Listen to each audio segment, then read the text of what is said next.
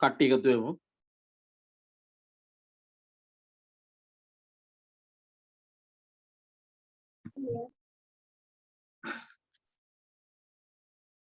ශක්ති විද්‍යාවෙන් පොත අරගෙන මේ පැත්තට එන්න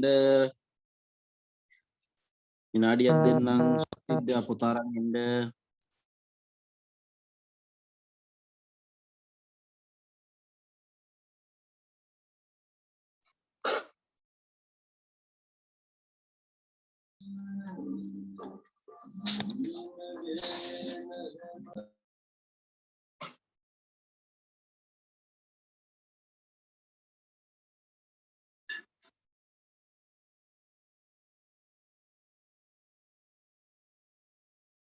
ඉක්මනට ශක්ති විද්‍යාව පොත එහෙම අරගෙන මේ පැත්තට එන්න.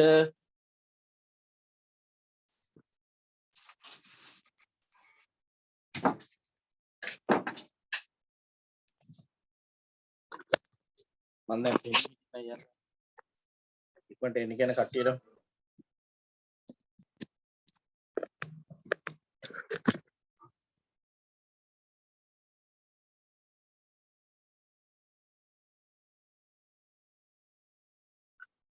හරි බලන්න.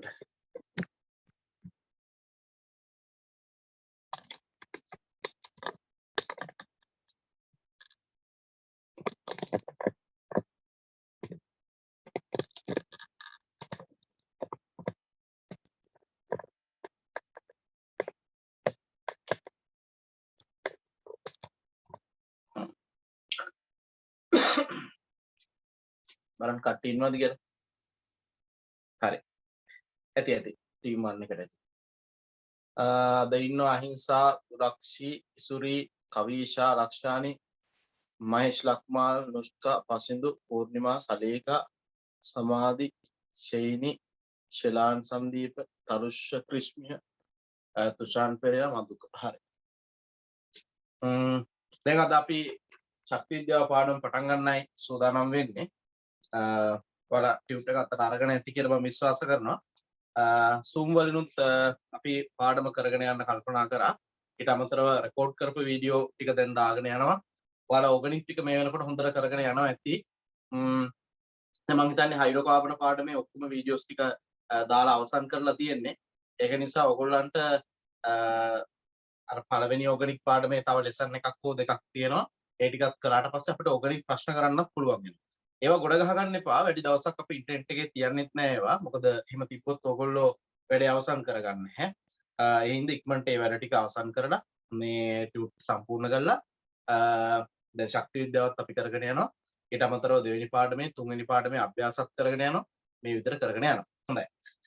එහෙනම් අපි ශක්ති විද්‍යාව පාඩම පටන් ගමු. මම ඉස්සෙල්ලා බෝඩ් එක වහගෙන ඉන්නවා.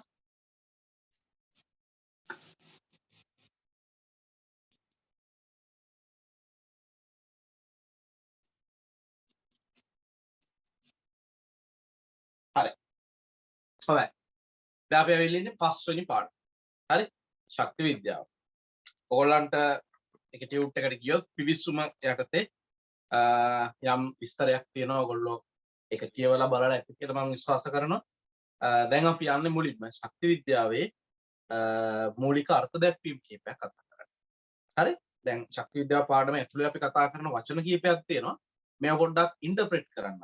අර්ථ දක්වන්න තමයි අපි දැන් මේ සූදානම් වෙන්නේ. ඒත් එක මේවා විභාගයට අපෙන් අහලක් තියෙනවා. හොඳයි. එහෙනම් මුලින්ම අපි ඉගෙන ගන්න වචනේ තමයි පද්ධතිය. ඔයාලා දන්නවා දැන් පාසල් පද්ධතිය, කාණු පද්ධතිය නේ. එතකොට ප්‍රවාහන පද්ධතිය මේ වගේ විවිධ වචන අපි කතා කරන පද්ධතිය.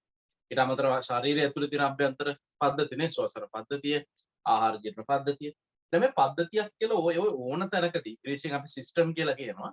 හඳුන්වන්නේ යම්කිසි අධ්‍යයනයට වෙන් කරගන්න කොටස. හොඳද? දැන් ශ්වසන පද්ධතිය ගැන අධ්‍යයනය කරද්දී අපි කතා කරන්නේ නැහැනේ මොනවාද?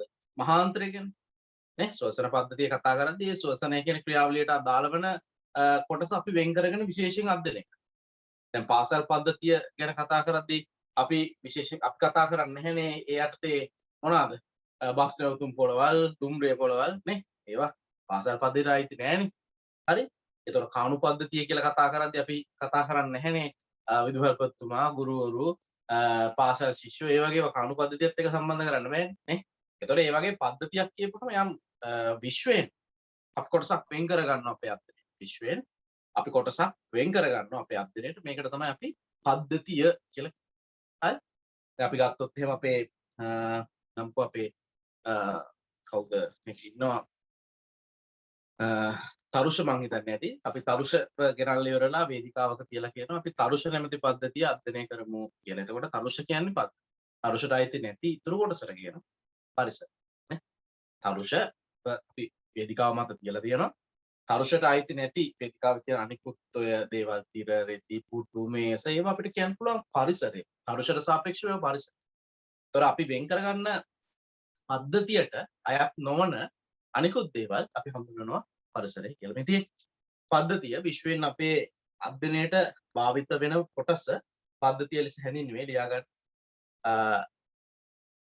බීකරයක තිබෙන ජලය අපට පද්ධතියක් ලෙස සැලකිය හැකියි. බීකරයක තිබෙන ජලය එතන උදාහරණ කෙනෙක් ලියා ගන්න. බීකරයක තිබෙන ජලය බීකරයක තිබෙන ජලය බීකරයක තිබෙන ජලය අපට බීකරයක තිබෙන ජලය අපට බීකරයක තිබෙන ජලය අපට පද්ධතියක් ලෙස සැලකිය හැකියි. බීකරයක තිබෙන ජලය අපිට පද්ධතියක් ලෙස සැලකිය හැකියි. හරි? හොඳයි. දැන් කට්ටිය වැඩ ටික කරගෙන යනවා ඇතිනේ. හොඳයි කතා කරන්නත් බැරුණා.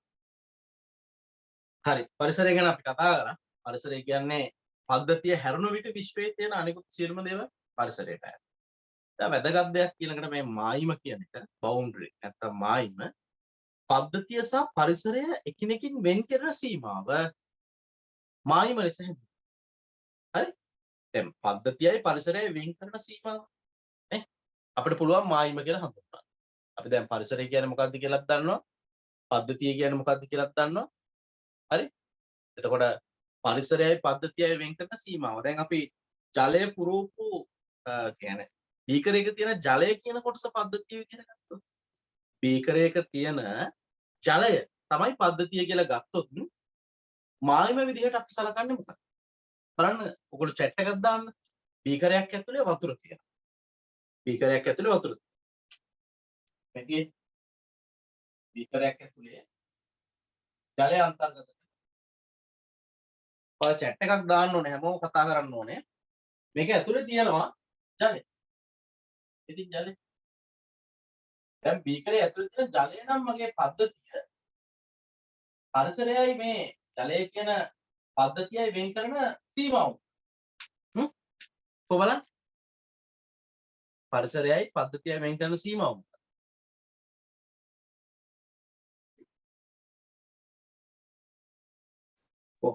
බීකරේ වතුර පීරලා තියෙන තැනට එනකම්. බීකරේ වතුර පීරලා තියෙන. අයිබෝලය බීකරය විවිධ උත්තර එනවා. උත්තර එන්න ඕනේ.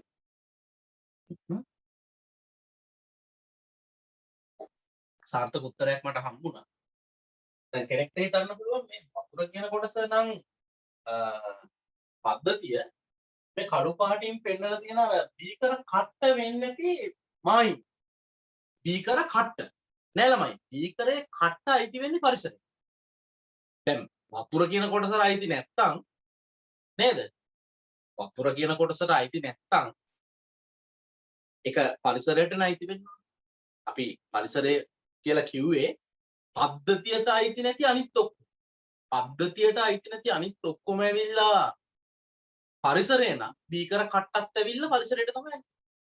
ඔයාලා මනෝමයෙන් මවා ගන්න ඕනේ මේ බීකරයේ වතුර තියෙන අවසාන සීමාව සහ බීකර කට්ට අතර අවකාශය. නැත්නම් ඒ සීමාව හිතෙන්ම මවා ගන්න. බීකර කට්ට සහ ඔය ජලයේ පවතින අවසාන හිම මේ අතරමැද්දේ හිතා ගන්න මානසික මවා ගන්න යම් බවුන්ඩරි එකක් යම් සීමාවක්. ඒක තමයි පද්ධතියේ සීමාව. ඒකට අනුව පද්ධතියේ සීමාව ළමයි ද්‍රව්‍යමය එකක් වෙන්න බෑ. ද්‍රව්‍යමය එකක් වුණොත් එක්කෝ ඒක පරිසරයට නැත්තම් පද්ධතියට අයිති වෙන්නේ. මොකද විශ්වය කියන එක හැදිලා තියෙන්නේ පරිසරය දන පද්ධතිය. පද්ධතියට අයිති නැති අනිත් ඔක්කොම පරිසරය. ඒතර පරිසරය දන පද්ධතිය විශ්වය. පරිසරයයි විශ්වය හැරුණාම මායිම කියලා වෙනම භෞතික දෙයක් පවතින විදිහක් නැහැ. මායිම මනක් කල්පිතයි. මායිම අදෘශ්‍යමානයි. මායිම අද්‍රව්‍යයි. හරි? ඒක තේරෙනවා කියලා මම විශ්වාස කරනවා. අපි උතන පල්ලෙහා තියෙන කාරණාවලිය මේ විදිහට බලන්න කියවන්න. පරිසරය සහ පද්ධතිය එකිනෙකින් වෙන් කරන සීමාව මායිම ලෙස හැඳින්වේ. සත්‍ය වශයෙන්ම මායිම යන අදෘශ්‍යමාන ද්‍රව්‍යමය නොවන මනං කල්පිත දෙයක්. අපි යට ලියාගමු. ලියන්න ජලය බීකරයක ඇති ජලය පද්ධතිය ලෙස ගත් විට බීකරයක ඇති ජලය බීකරයක ඇති ජලය බීකරයක ඇති ජලය බීකරයක ඇති ජලය බීකරයක ඇති ජලය බීකරයක ඇති ජලය පද්ධතිය ලෙස ගත් විට බීකරයක ඇති ජලය පද්ධතිය ලෙස ගත් විට බීකරයක ඇති ජලය පද්ධතිය ලෙස ගත් විට බීකරයක ඇති ජලය පද්ධතිය ලෙස ගත් විට බීකරයක ඇති ජලය පද්ධතිය ලෙස ගත් විට බීකරයේ ඇතුළු බිත්තියත් බීකරයේ ඇතුළු බිත්තියත් බීකරයේ ඇතුළු බිත්තියත් බීකරයේ ඇතුළු බිත්තියත් ජල කඳේ අවසාන ඉමත් අතර ජල කඳේ අවසාන ඉම කියන්නේ මායිම වගේ ජල කඳේ අවසාන ඉමත් සමග නැත්නම් ජල කඳේ අවසාන ඉමත් අතර ජල කඳේ අවසාන ඉමත් අතර ජල කඳේ අවසාන ඉමත් අතර ජල කඳේ අවසාන ඉමත් අතර ජල කඳේ අවසාන ඉමත් අතර මායිමක් අපිට සිතින් මවාගත මායිමක් අපට සිතින් මවාගත මායිමක් අපට සිතින් මවාගත මායිමක් අපිට සිතින් මවාගත මායිමක් අපට සිතින් මවාගත මායිමක් අපට සිතින් මවාගත අපිට සිතින් මවාගත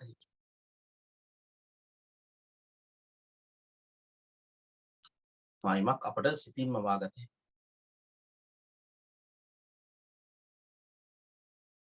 ඒකටම පරිසරයත් පද්ධතියත් හැරුණු විට පරිසරයත් පද්ධතියත් හැරුණු විට පරිසරයත් පද්ධතියත් හැරුණු විට පරිසරයත් පද්ධතියත් හැරුණු විට පරිසරයත් පද්ධතියත් හැරුණු විට පරිසරයත් පද්ධතියත් හැරුණු විට විශ්වයේ අන් කිසිවක් පැවතිය නොහැකි නිසා විශ්වයේ අන් කිසිවක් පැවතිය නොහැකි නිසා විශ්වයේ අන් කිසිවක් පැවතිය නොහැකි නිසා විශ්වයේ අන් කිසිවක් පැවතිය නොහැකි නිසා විශ්වයේ අන් කිසිවක් පැවතිය නොහැකි නිසා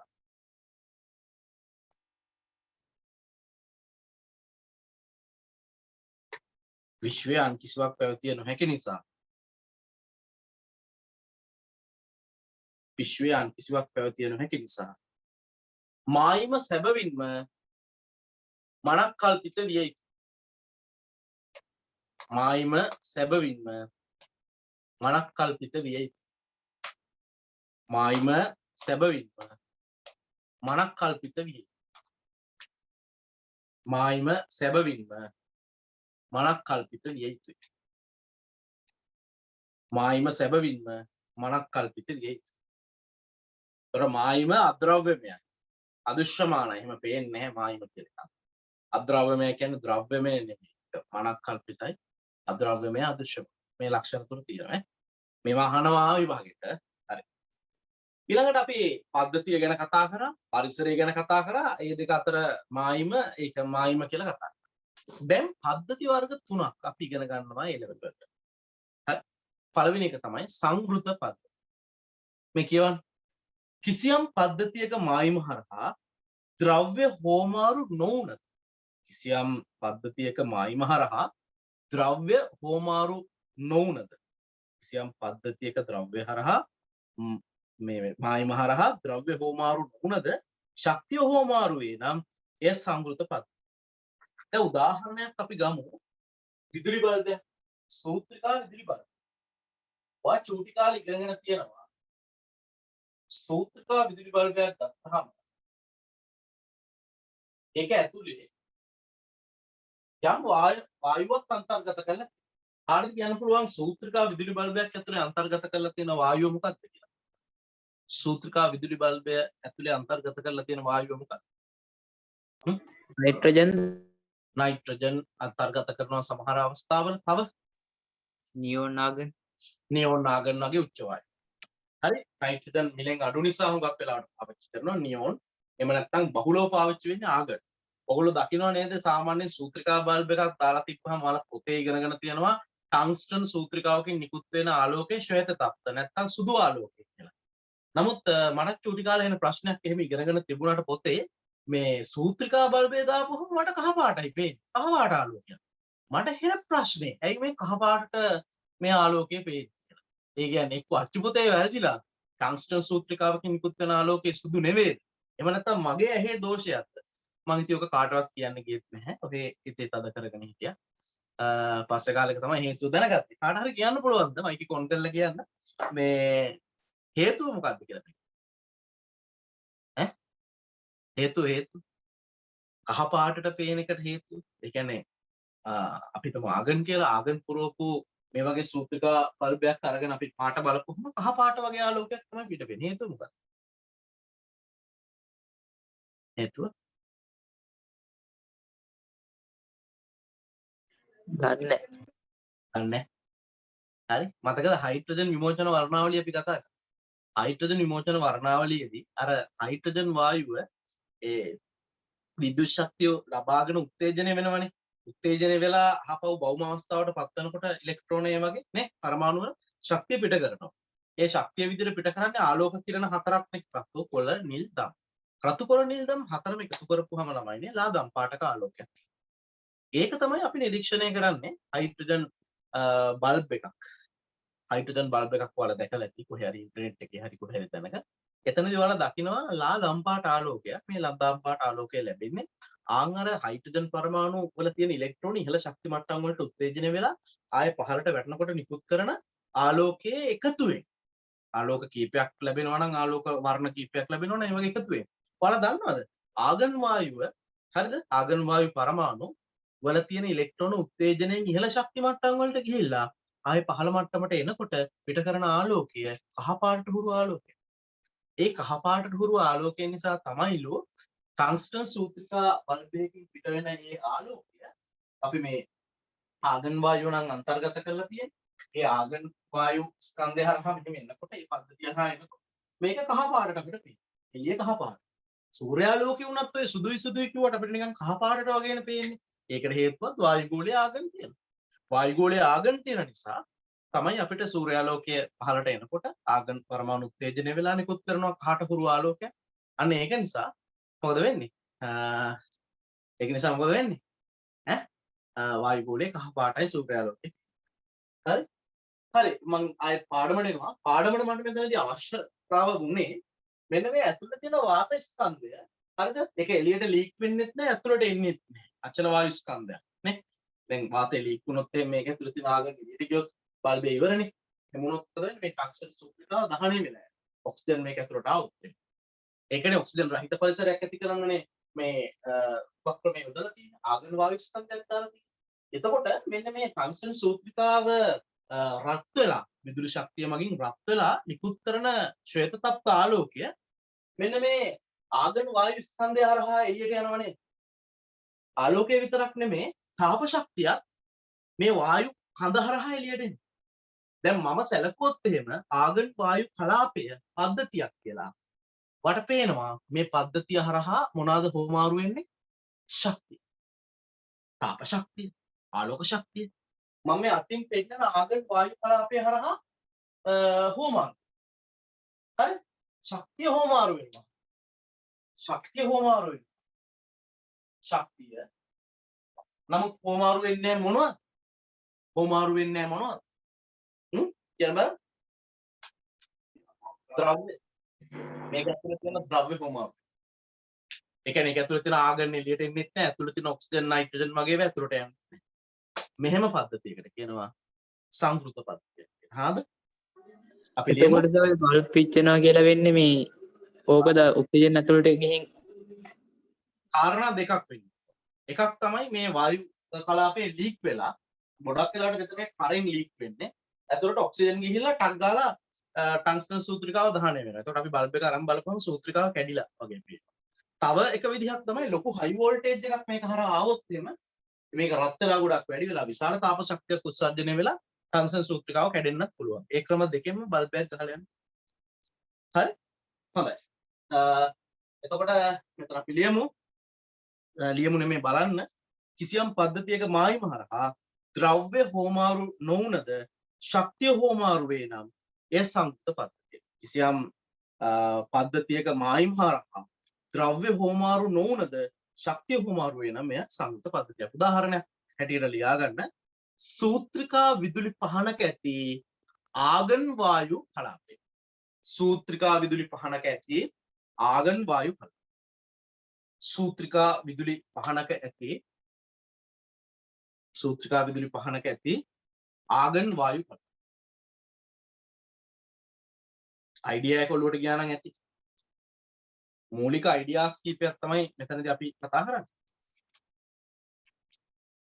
දැන් ළමයිනේ මේ තව එකක් කියන්න ඕන මේකත්. මේ දැන් මේ ලෙසන් එක ආයෙමත් සැරයක් ඉන්ටර්නෙට් එක කරා කරන්න එක විකාරයක් වෙනවනේ කරන්නේ. කාට හරි ළමෙක්ට මේ වෙලාවේ ඉන්න බැරි නම් එයා රෙකෝඩින් එක අහන්න.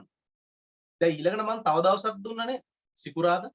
සිකුරාදා ඒ වෙලාවට අපි කරනවා මේකේ දෙවෙනි කොටස. එහෙම හොඳයි. ඊට පස්සේ මම ඔයාලට දුන්නා ඉරිදා වෙලාව. මං හිතන්නේ මට මතක හැටියට. ඒ වෙලාවට අපි මේකේ තුන්වෙනි කොටස කරා. ඒ විදිහට අපි බොහොම ඉක්මනට මේ ශක්ති විද්‍යාව පාඩම ඉවර කරගෙන යනවා. ඒ ASCII අරහින් ඕගනික් ඉවර වෙගෙන එනවා. තව අපිට තියෙනවා 2 3 පාඩම් වල තව පරිචයක් හොඳ ලබා ගන්න. අපි කරගෙන යමු. වැඩි ප්‍රමාණයක් අපි වැඩ කරමු. මම මුල් සතිය පොඩ්ඩක් හිටිය ළමයි ටියුට් ගන්න. තවමත් සමහර අය ටියුට් අරගෙන තිබුණ නැහැලු යාළුවන්ව චුට්ටක් උනන්දු කරා. බලලා යාළුවන්ව. සමහර කට්ටිය පොඩ්ඩක් A level scene එකෙන් බැහැර වෙලයි. ඒගොල්ලෝ මේ පස්සේ ඔය සර් දෙයින් මේ වීඩියෝ ටික පස්සේ කරගන්නවා. එහෙම හිතන්න එපා. මේ වෙලාවේ මාර තරකයක් තියෙන. දැන් බලන්න සියුම් අයියා කලින් කොවිඩ් ලොක්ඩවුන් එක වෙලාවේ මේ වගේ ගෙදරට වෙලා ඉන්න වෙලාවේ සියුම් පැය 18ක් දවසට වැඩ කරන්නේ. අපි දන්නවනේ. එයා අපිට කිව්වේ නැහැ. නමුත් අපි දන්නවනේ. ඒ කියන්නේ මේ කාලේ වැඩ කරන කාලයක් බවට පත් කරලා. හොඳයි ඉස්කෝලේ යන්න වෙන්නේ නැහැ. ඉස්කෝලේ ගියා නම් එහෙම එතනත් සෑහෙන කාලයක් නේද? ඉස්කෝලේ මූලික කටයුතු වලට ආගම සිහි කරලා හයි ඉන්ටර්වල් නේ ටිස් පීරියඩ් ඔකට යමු වෙනවනේ. යන්න එන්න වෙලාව නේ. පන්ති උනත් යන්න වෙන්න දැන් වෙලාවක් යන්නේ නැහැ. ඒ කාලය සම්පූර්ණයෙන්ම මේ වැඩ ටික ඉවර කරගන්න යනවා. මම පිළිවෙලට ටියුට් ටික දීගෙන යනවා. හරි? අංක දාලා පිළිවෙලට ටියුට් ටික දීගෙන යනවා. අපි කොහොම හරි වැඩේ ගොඩ දාගමු. අඩුපාඩු තියෙනවා මාත් එක්ක කතා බහ කරලා කරගමු. ඒතර මම ලෙසන්ස් ඒ විදිහට අරගෙන යනවා. ඕගනික් හම්බුන්නේ නැහැලු. ඕගනික් ටියුට් එක නම් මම එව්වා. තරුෂට පොඩ්ඩක් බලන්න අර කියපු අයගේ. ඉතින් වායු එකේ සර් MCQ ටියුට් එක ගන්න විදිහක් කියන්නු. වායු MCQ ටියුට් තව එකක් දෙකක් වගේ ඉතුරු වෙලා තිබුණේ. දෙන්න පුළුවන්. print කරලා හරි දෙන්න පුළුවන්. ඒක ගැටලුවක් නැහැ. ඔය කම්ප්ලේන් එක දාන්න ඔයා මේ 0.71 නම්බර එකට අපි දාපුවම එයාලා මේ එතන නවුද්දයි ඔක නෝට් ඩවුන් කරගෙන එතන ඉන්න එක්කලා මට ඕක කියනවා. එතකොට මම එයාට උපදෙස් දෙන්නම් කොයි විදිහටද මේක කරන්න කියලා. වීඩියෝස් බලන්න බෑ කියලා සමහර අය කියනවා. ඔයාලා දන්නවා වීඩියෝ එක අන්ලොක් වෙන්නේ ඔයාලා දෙන ඊමේල් එකට. අනිවාර්යයෙන්ම ඔයගොල්ලෝ ඒක තහවුරු කරගන්න ඕනේ. ඔයාලගේ ෆෝන් එකේ ලොග් වෙන ඊමේල් එකයි ඔයාලා අපිට දුන්න ඊමේල් එකයි එකද කියලා.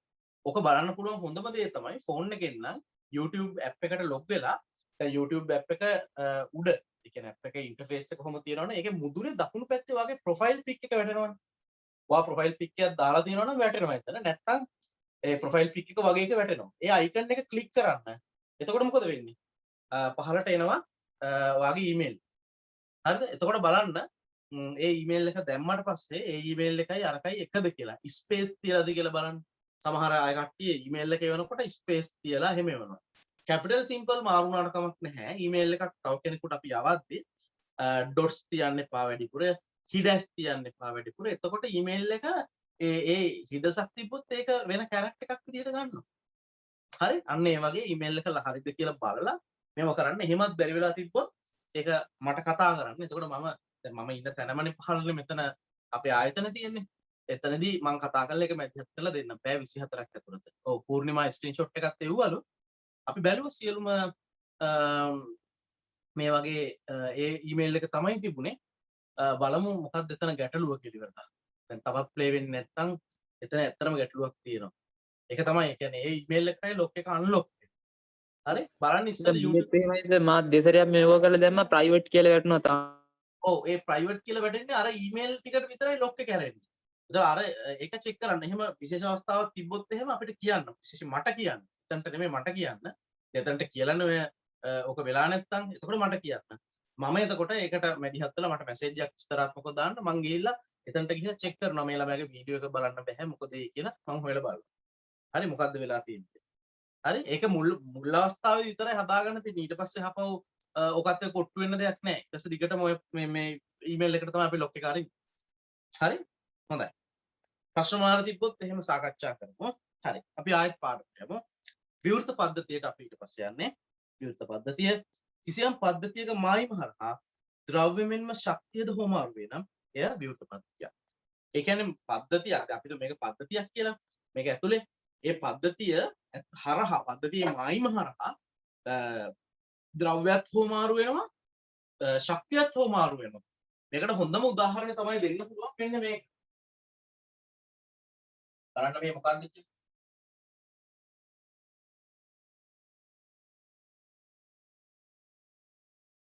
මොකක්ද?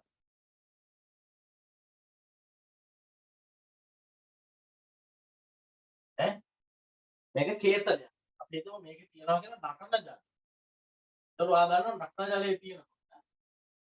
අපි මේ කේතලයේ පද්ධතිය කියලා ගත්තොත් මේ නටන ජලය මේ විදිහට මේ කෙමිය අර වක්කරන කැලලට කියන්නේ කෙමිය කියලා. ඒ කෙමිය හරහා ඉවත් වෙනවනේ නටන ජලය. එතකොට නටන ජලයේ ජල වාෂ්ප විදිහට ඉවත් වෙනකොට ඔයා දන්නවා ද්‍රව්‍ය ගමන් කරනවා. අර කේතලයේ කියන පද්ධතියේ මායිම හරහා ද්‍රව්‍ය ගමන් කරනවා. ඒ වගේම මොනක් තව ගමන් කරනවා. ශක්තියක් ගමන් කරනවා. එයා යන ජලය තාප ශක්තියද අරගෙනනේ යන්නේ. ඒතර තාපය මෙතනින් ඉවත් වෙනවා. තාප ශක්තිය ඒ වගේම ජලය ජලාණු ජලාංශු ද්‍රව්‍ය සහ ශක්තිය කියන දෙකම මේ කේතලයේ කියන පද්ධතියේ මායිමෙන් එළියට යනවා. එහෙනම් අපි කියනවා මේක විවෘත පද්ධතියක්. හරි? අපි ලියමු කිසියම් පද්ධතියක මායිම කරහා ද්‍රව්‍යමෙන්ම ශක්තියද හෝමාරු වේ නම් එය විවෘත පද්ධතියකි. උදාහරණයක් ලියා ගන්න. නටන ජලය සහිත කෙමිය විවෘත කේතලයක්. නටන ජලය සහිත කෙමිය යන්න යන කෙමිය විවෘත කේතලයක්. නටන ජලය සහිත කෙමිය විවෘත කේතලයක්. කෙමිය නටන ජලය සහිත කෙමිය විවෘත කේතන.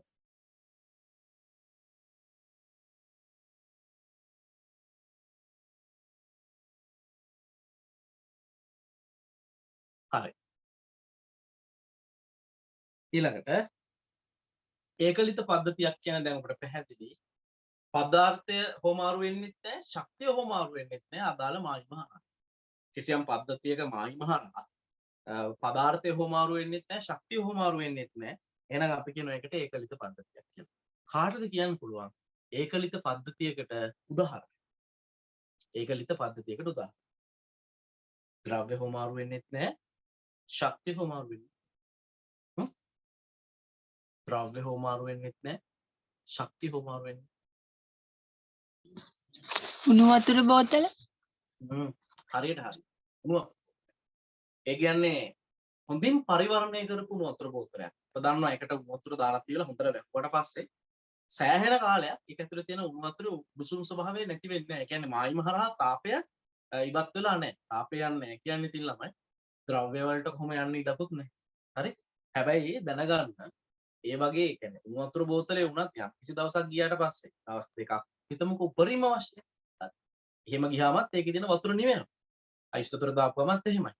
වතුර කාමර උෂ්ණත්වයට එනවා. ඒ කියන්නේ පොඩි ලීක් එකක් ඒක පොඩි ශක්තිය පදාර්ථයේ හෝමාරුවක් ඔකේ තියෙනවානේ. 100% ඒකලිත පද්ධතියක් විදිහට ඉතින් ගන්න අමාරුයි.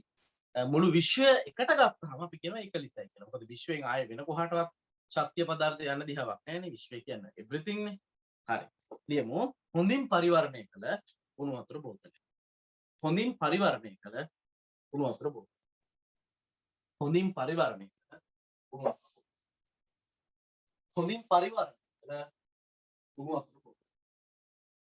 හොඳින් පරිවර්ණය කළ උණු වතුර බෝතලය. හොඳින් පරිවර්ණය කළ උණු වතුර බෝතලය. හරි. දැන් අපි ඊළඟට තවත් පද දෙකක් හඳුන ගන්නයි මේ සූදානම. මේ තියෙන බීකර දෙකක්. එකක තියෙනවා දසුණු ජල සාම්පලයක්. අනිත් එක උඩ තියෙනවා විශාල ජල සාම්පලයක්. තියෙනවා. ජලයේ තියෙන මේ බීකරවල ජලය පුරවලා තියෙනවා. මේ බීකරවල ජලය පුරවලා තියෙනවා. මේ බීකරවල ජලය. මේ රූපී වලගේ පොතේ තියෙනවා.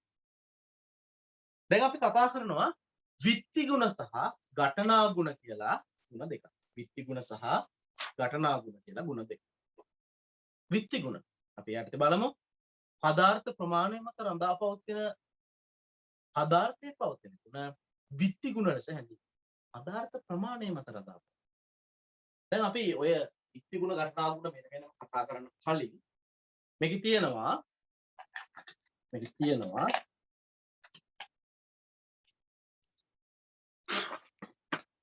වගුවක් සම්පූර්ණ කරන්න.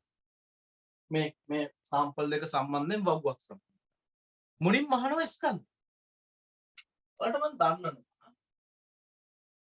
ස්කන්ධය. මෙයාගේ 18යි. මෙයාගේ 180. මේකට වඩා මේ සාම්පලේ ලොකුයිනේ. ඉතින් අනිවාර්යයෙන් මෙයාට වඩා මෙයාගේ ස්කන්ධය වැඩි. නේ? ඊළඟට අපි ගන්නවා පරිම. මෙයාගේ 100 මෙයාගේ ඝන සෙන්ටිමීටර 10. මෙයාගේ ඝන සෙන්ටිමීටර 180. හරි? ඊට පස්සේ ද්‍රව්‍ය ප්‍රමාණ. ඊට පස්සේ සාන්ද්‍රය. ඊපස්සේ ආයෙ තියෙනවා උෂ්ණත්වය. මම උෂ්ණත්වය ඔබට ලබා දෙනවා. සෙල්සියස් 25. මේකෙත් 25. ළමයි අපි දැන් හිතන්න එකම බැරල් එකක දාලා තියෙන වතුර ගන්න කියලා. මේ බීකරේට චුට්ටක් ගත්තා ඝන සෙන්ටිමීටර 18යි ආවේ. මේ බීකරේට ගොඩක් ගත්තා ඝන සෙන්ටිමීටර 180යි ආවේ. එතකොට එකම සාම්පල් එකෙන් අපි ගත්තා. එකම වතුර සාම්පල් දෙකෙන් වතුර සාම්පල් එකෙන් මේ වගේ සාම්පල් දෙකක් බර වෙනස් සාම්පල් දෙකක් ගත්තා කියලා උෂ්ණත්වය වෙනස් වෙන්නේ නැහැ. අපි ලොකු අයිස් කුට්ටියක් අරගෙන ඒ අයිස් කුට්ටියෙන් චූටි කෑල්ලක් අරගෙන උෂ්ණත්වය මත. අපි අයිස් කුට්ටියෙන් ලොකු කෑල්ලක් අරගෙන උෂ්ණත්වය මත. එහෙම නැත්නම් මේ හිතන්න වතුර නටනට තියෙනවා. ඒ නටනට තියෙන වතුරෙන් පොඩි ප්‍රමාණයක් හැන්දකට අරගෙන උෂ්ණත්වය බලපුවම ලොකු ප්‍රමාණයක් කඩු කෝප්පයකට අරගෙන උෂ්ණත්වය බලපුවමයි සෙල්සියස් අංශක 100 ගන්න ප්‍රමාණය මත උෂ්ණත්වය වෙනස් වෙන්නේ නැහැ. හරි? හැබැයි ගන්න ප්‍රමාණය මත තාපධාරිතාව තාප ප්‍රමාණය වෙනස් වෙනවා. උණු වතුර පොඩි බිඳුවක් වැටුණා කියලා අපිට ලොකු හානියක් වෙන්නේ නැහැ. නමුත් උණු වතුර ගොඩක් හැලුනොත් එකට ලොකු හානියක් වෙනවා. හේතුව උණු වතුර ගොඩක ගබඩා වෙලා තියෙන තාපය වැඩි. පොඩ්ඩක පොඩි. හරි? උෂ්ණත්වය හැන්දකට චුට්ටක් ගත්තාමයි අඬු කෝප්පයකට ගොඩක් ගත්තාමයි නේද? නටන වතුරේ එහෙම දෙකක් ගත්තාම එකටම නිමෙන්නේ හැන්දර ගන්න චුට්ට. ඇයි පොඩ්ඩනේ ටක් ගාලා එකෙන් තාප හානිය. එහෙම හිතන්න නැතුව ඉන්නකො තාප හානියක් නැහැ කියලා. තාප හානියක් නැහැ කියලා ගත්තොත් හැන්දර පොඩ්ඩක් ගත්තා අඬු කෝප්පෙන් එකක් ගත්තා මොකද වෙන්නේ? උෂ්ණත්වය සෙල්සියස් 100ම තමයි නටන වතුරෙන් නම් ගත්තේ. ඔබ හිතන්න සෙල්සියස් 25 තියෙන බැරල් එකකින් තමයි මම මේ ජල සාම්පල දෙක ගත්තේ. එතකොට එයාට 25 සෙල්සියස් එයාට 25 සෙල්සියස් උෂ්ණත්වය ලැබෙනවා. මේ සාපේක්ෂ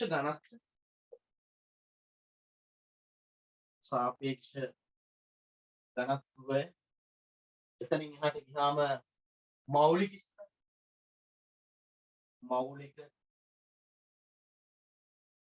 ස්කන්ධ.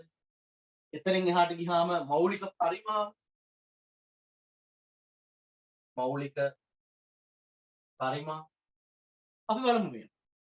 දැන් ළමයි ද්‍රව්‍ය ප්‍රමාණය ගන්නේ මෞලික ස්කන්ධය අපිට දැනුම් දෙන්න ඕනේ. මෞලික ස්කන්ධය මෙයාගේ 18යි ග්‍රෑම් මවුලයට ඔබ සම්පූර්ණ කරගන්න ඒවා. මෙයාට 18යි ග්‍රෑම් මවුලයට. නේද ළමයි? අතුර චුට්ටක් ගත්තයි ගොඩක් ගත්තයි කියලා මෞලික ස්කන්ධ වෙනස් වෙන්නේ නැහැ. ජලය සඳහා මෞලික ස්කන්ධය නියතයි. හරි? ඊළඟට ද්‍රව්‍ය ප්‍රමාණය ගන්න අපි මේ ග්‍රෑම් ගන්න මෞලික ස්කන්ධයෙන් බෙදනවා. මෙයාගේ 1යි මවුල කියලයි. මෙයාගේ 10යි මවුල. බලන්න. සාන්ද්‍රණය ගත්තොත් කොහොමද පුතේ අපි සාන්ද්‍රණය හොයන්නේ? බලන්න පොඩි වෙලාවක්. මේ දීලා තියෙන දත්තත් එක්ක ඔබට මේ සාම්පලයේ සාන්ද්‍රණයයි මේ සාම්පල් එකේ සාන්ද්‍රණය හොයන්න. චුරි වෙලාවක් දෙන්න. කොලයක් පෑනක් අරගෙන මේ ජල සාම්පල දෙකේ සාන්ද්‍රණ දෙක මට වෙන වෙනම ජල සාම්පල දෙකේ සාන්ද්‍රණ දෙක මට වෙන වෙනම හොයන්න.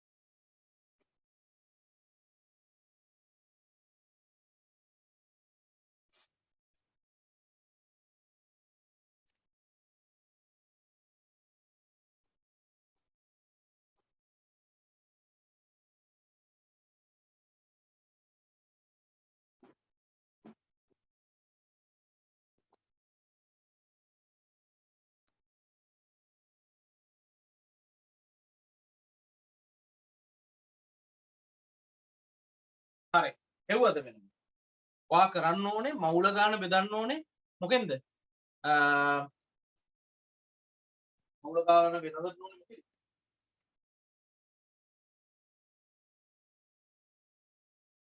පරිමාව. 18 වැඩි මම මේ පැත්තෙන් හදන්නම් මෙයාගේ සාන්ද්‍රණය හරි. 18යි මවුල් 1යි මවුල 1යි මවුල බෙදනවා කීයද පරිමාව ධන ඩෙසිමීටර වලින් ගත්තොත් 18යි වැඩි කිරීම 10 වෙන 3යි ධන ඩෙසිමීටර. ඒතර 1000 උඩට යනවා. උත්තරේ එනවා 1000 බෙදීම 18යි. 1000 බෙදීම 18යි කියන්නේ ළමයි 55.56යි. එයාගේ සාන්ද්‍රණය ඇවිල්ලා මේකේ 55.56යි මවුල ධන ඩෙසිමීටරය. මේ පැත්තේ ගමු. මෙතන 10යි මවුල බෙදන්න ඕනේ.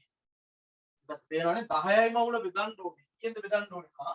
එයාගේ පරිමාව 180යි.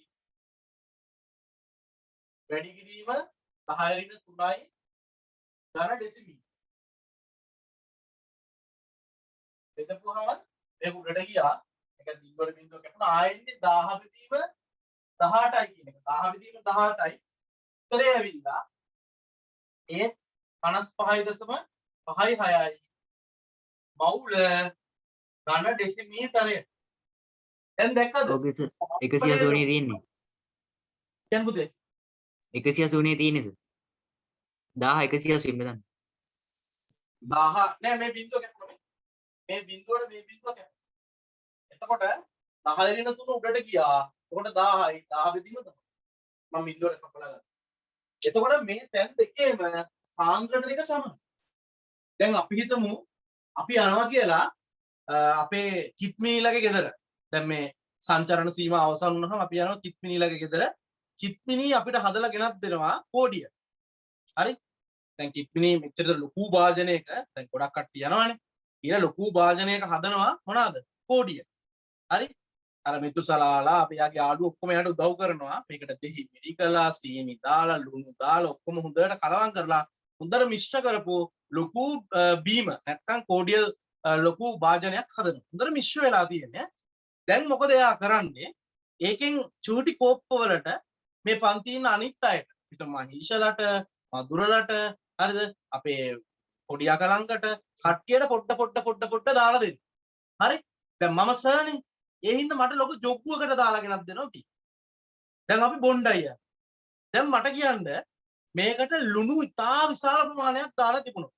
දැන් කිත්මිනේට එච්චර තේරුමක් නැහැ කියලා හිතමුකෝ බීම හදන්න. ලුණු වැඩිපුර දා. දැන් ලුණු කොටලා කරවල හොද්දක් වගේ නිකන් දැන් මේ බීම එක. දැන් මේ ලුණු රහ මම මේ ජොග්ගුවෙන් මේ බීම බොනකොට මට දැනෙන ලුණු රහයි මේ පන්තියේ ඉන්න අනිත් ළමයිට ඒ පොඩි කෝප්ප වලින් ඒ බීම එකම බොනකොට දැනෙන ලුණු රහයි දෙක සමානද වෙනස්? මට උත්තරයක් දෙන්න. කිත්මිනී ඉන්නවනම් කියන්න බලන්න. මේ ලුණු රස දෙක දෙන්නට දැනෙන ලුණු රස දෙක නේද? සමානද වෙනස්? මම ගත්තේ ජොග්ගුවෙන්. අර ගොල්ලෝ චූටි අන්න.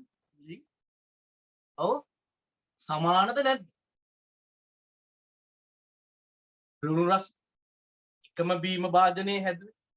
මම අඩු කෝප්පෙන් මම ජොග්ගුවෙන් බොනවා. අනිත් ළමයිට ඒක අඩු කෝප්පෙන් බොනවා. මගේ ප්‍රශ්නේ ඔයාලා හැමෝටම යොමු කරා. හරි?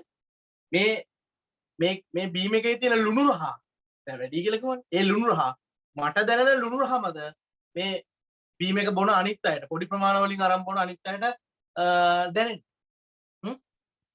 සමානයි නේද? සමානයි. ඔව්. දැන් හොද්දක ලුණු බලනකොට මුළු හොදිය ඇතුලේම බීලා බලන්න ඕනේ නේද? ඒකනේ. නේද? පොඩ්ඩක් මෙහෙම අරගෙන අහම කරපුවාම ඇතිනේ. ඒ කියන්නේ ඒ ඇතිලියේ තියෙන අනිත් තැන් වල රහත් එක හොඳට මිශ්‍ර වෙලා තියෙනවා නම් සමානයි. සාන්ද්‍රණයනේ උතන්ට ආධාර කාරණාව නේද? අපි ගෙදර දොරේදී සාන්ද්‍රණය කියන වචනේ පාවිච්චි කරන්නේ නැති වුණාට විද්‍යාව කෙමිස්ට්‍රි ඉගෙන ගන්න ළමයි හැටියට ඔයාලා දන්නවා මේ සාන්ද්‍රණය තමයි අපි ටෙස්ට් කරන්නේ. පොද්දේ ලුණු බලනවා කියන්නේ ලුණු සාන්ද්‍රණය හරියද කියලා බලන්න. ඒතර ලුණු සාන්ද්‍රණය හරියද කියලා බලද්දි පොඩි ප්‍රමාණයක් අරගෙන බැලුවට කාරි නෑ. මුළු සමස්ත බීම භාජනයම බීලා බලන්න ඕනේ නෑ. එතකොට අමුත්තර පිළිගන්නන්න දෙයක් නැතුව යනවනේ. තේරුණාද? ඒ පොඩ්ඩක් බිව්වත් ලුණු රහ අදාළ ලුණු රහ තමයි අපිට දැනෙන්නේ. පොඩක් බිව්වත් පොඩ්ඩක් බිව්වත්. දැන් මෙතන කියන කතාවක් මේකයි. එකම සාම්පල් එකෙන් නම් මේ ජල සාම්පල් දෙක ගත්තේ. හරිද? එතකොට මෙතන සාන්ද්‍රණයම තමයි මෙතන සාන්ද්‍රණය. සාන්ද්‍රණය වෙනසක් වෙන්නේ නැහැ. ඒ කියන්නේ ගන්න පදාර්ථ ප්‍රමාණය මත සාන්ද්‍රණය වෙනසක් වෙන්නේ නැහැ. හරි? කතාව. ඊළඟට සාපේක්ෂ ඝනත්වය අහනවා. පදන්න වතුරේ ඝනත්වය මේ තත්ත්වයටදී ඝන සෙන්ටිමීටරයට ග්‍රෑම් එකයි. මේ සාපේක්ෂ කියන වචනේ කැපුවට කමක් වැරදින්න. එයාටත් ඝන සෙන්ටිමීටර ග්‍රෑම් එකයි. අවසානයේ හැම මෞලික පරිමාව. මෞලික පරිමාව කියලා කියන ළමයි මේ මෞලයක් අත්පත් කර ගන්නා පරිමාව. දැන් මෞල එකක් අත්පත් කරගන්න පරිමාව කීයද? මෙතනින් බලන්න පුළුවන් මේ 18යි ඝන සෙන්ටිමීටර මෞලයට. මෞලයට කියලා දාන්නේ. මෙතන මෞල 10ක් අත්පත් කරගන්න 180යි ඝන සෙන්ටිමීටර. එහෙනම් මෞලික පරිමාව ගන්න. ඒ 18යි මෙතන ඇතුළේ ගියාම ඉන්නේ 18යි මෞල ඝන දෙසිමීටර. sorry 18යි ඝන සෙන්ටිමීටර මෞලය. හරි? හොඳයි. මේ ටික ලියාගත්තම මේ භෞතික රාශි ටික ටක්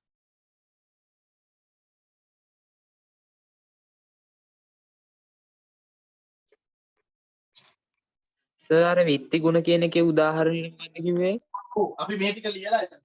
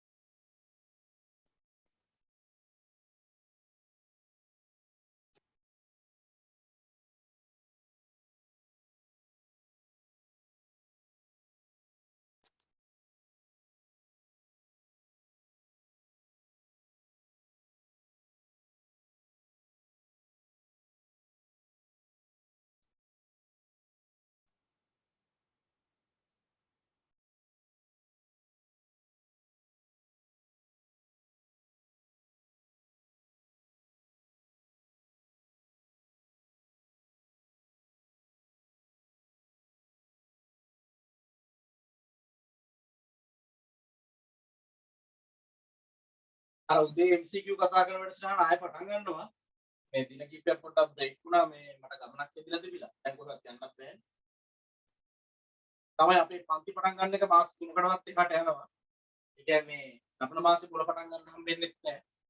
ඊළඟ මාසේ කියන්නත් බෑ. දැන්ට තියෙන තත්ත්ව අනුව ඔය විෂය ගැන දන්න කට්ටිය අපිට කියන දේවල් එක්ක අහපුවම මාසයක් විතර වගේ තව ගිය තැන බොහොම දරුණු තත්ත්වයකට මේකපත් වෙනවා. යහපත් වෙන්නේ නැහැ. නේද? ඔයාලට තේරෙනවනේ කටයුතු පරිසරය වෙනස් වෙගෙන යන තත්ත්වෙත් එක්කනේ. ඒකත් එක්ක මේ අපිට අධ්‍යාපන කටයුතු මේ විදිහට තමයි කරගෙන යන්න වෙන්නේ. අපි රැටෙන්න නරකයි. තේරුණාද? මේ විදිහට කරගෙන යමු මේක වාසියක් විදිහට ගමු ඉතින් නේද? කාලය දැන් තියෙනවා හොඳට. මහන්සි බලන්න නැතුව වැඩ කරන්න පුළුවන්. පැය 18ක් දවසට වැඩ කරන්න පුළුවන්. සබ්ජෙක්ට් තුනට මේ කරන්න ළමයි පැය 3 ගානේ මේ පැය 6 ගානේ 3ක්. දැන් මේ ගෙදර ඉන්න දවස් එක දවසක් විතර වගේ ඕනනම් තියාගන්න පොඩි රිලැක්ස් එකේ ඉන්න දවසක්. අනිත් දවස්වල කාගෙන වැඩ කරන්න. දැන් උඩුවේ වාඩි වුණාම නෙගටිව් මම හිතන්නේ නේ පාඩම් කරන්න ගියාම එක ටික ටික හදාගන්න ඉන්න පැය ගන්න. ඉතින් පැය නම් ඉන්න පුළුවන්. එක විෂයක් පැයක් පාඩම් කරලා නෙගටිව්. ඊළඟ දවසේ පැය කමාරක් ඉන්න බලන්න. මේ විතර කැපැසිටි එක ඔයාලගේ වැඩ කරන්න පුළුවන් පැය ගන්න ටික වැඩි කරන්න. නේද? ගුරුවරු එක්ක නිතර කතා බහ කරන්න. කතා බහ කරන්න කියන්නේ මේ හායි ගුඩ් මෝර්නිං ඒවා නෙමෙයි. විෂය සම්බන්ධ දේවල්. තේරුණාද? එහෙම ගුරුවරු තුන් දෙනෙක් ලැබෙන ළමයි වලගේ වාසන. හරි? අපි ඒ කාලේ ගිය පන්ති වල අපිට ගුරුවරුත් එක්ක කතා කරලා විෂය කරුණු කාරණා විශ්ල ගන්න හැකියාවක් තිබුණේ අපි විශාල දෙවන්ත පන්ති වලට ගියේ. ඒක තේරුන්නේ නැහැ හරි? දැන් පේනවනේ ඉතින් ප්‍රතිඵල වලින් නේ මේ කොහේ පන්ති ගියායටද වැඩි ප්‍රතිඵල තියෙන්නේ කියලා නේ. ඉතින් ඒ හින්දා දැන් ඔය ඈත පන්ති යන පොබ්බ මානසිකත්වයෙන් මිදලා මම කියන්නේ ඈත පන්ති නරකයි කියලා. අපි මෙහි ඉඳලා පැල් බැඳගෙන බත් බැඳගෙන මේ කාලය කැප කරගෙන අපේ කාලය විනාශ කරගෙන නේද? අපේ ප්‍රොඩක්ටිවිටි ටයිම් එක පාරට වැය කරලා ඈත යන එක තමයි නරක. හරි? ඉතින් කොහොම හරි වැඩේ කරගන්න. අනික තමයි ෆිසික්ස් වලට. මට නම් මේ පාරත් මම පොස්ට් එකකුත් දාලා තිබ්බ ඔයගොල්ලන්ට ගෲප් එකට. ෆිසික්ස් වල රිසල්ට් ගැන මට ඇත්තටම සෑහීමකට පත් වෙන්න බෑ විශේෂයෙන් අනාවත ළමයි. තාත්තන්ඩිය ළමයිගේ රිසල්ට් හොඳයි. අනාවත ළමයිගේ තමයි අවුල. හරිද?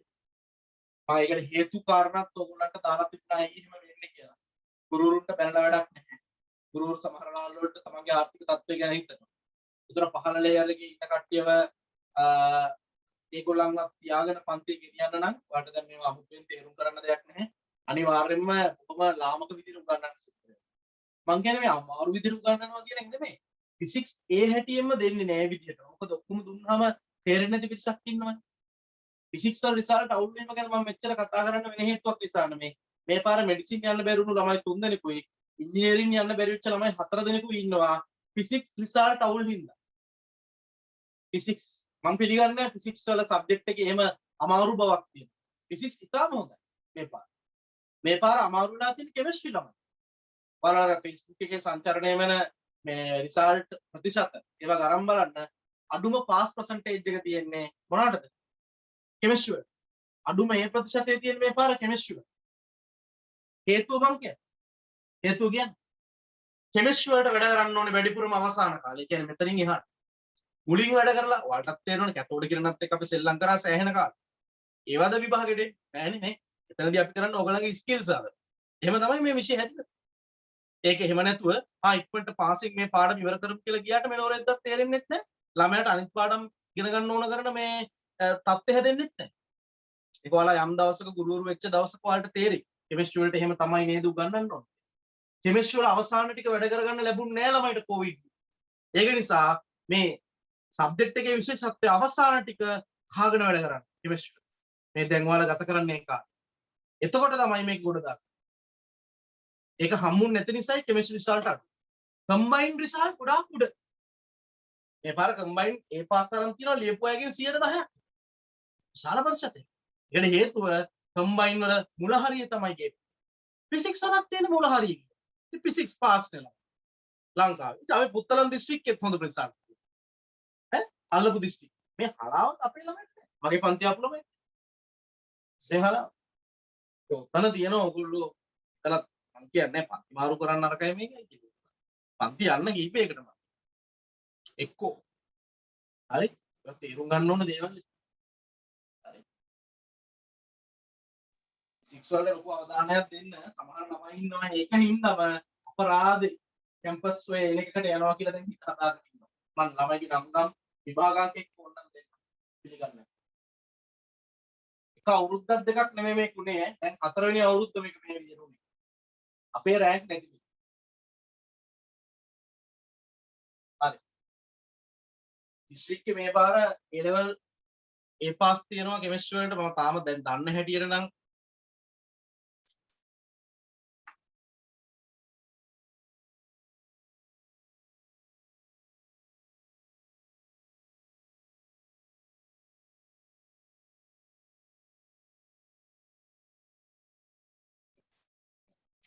ඔයාලට මාව පැහැදිලිව පේනවා? නෑ සර්.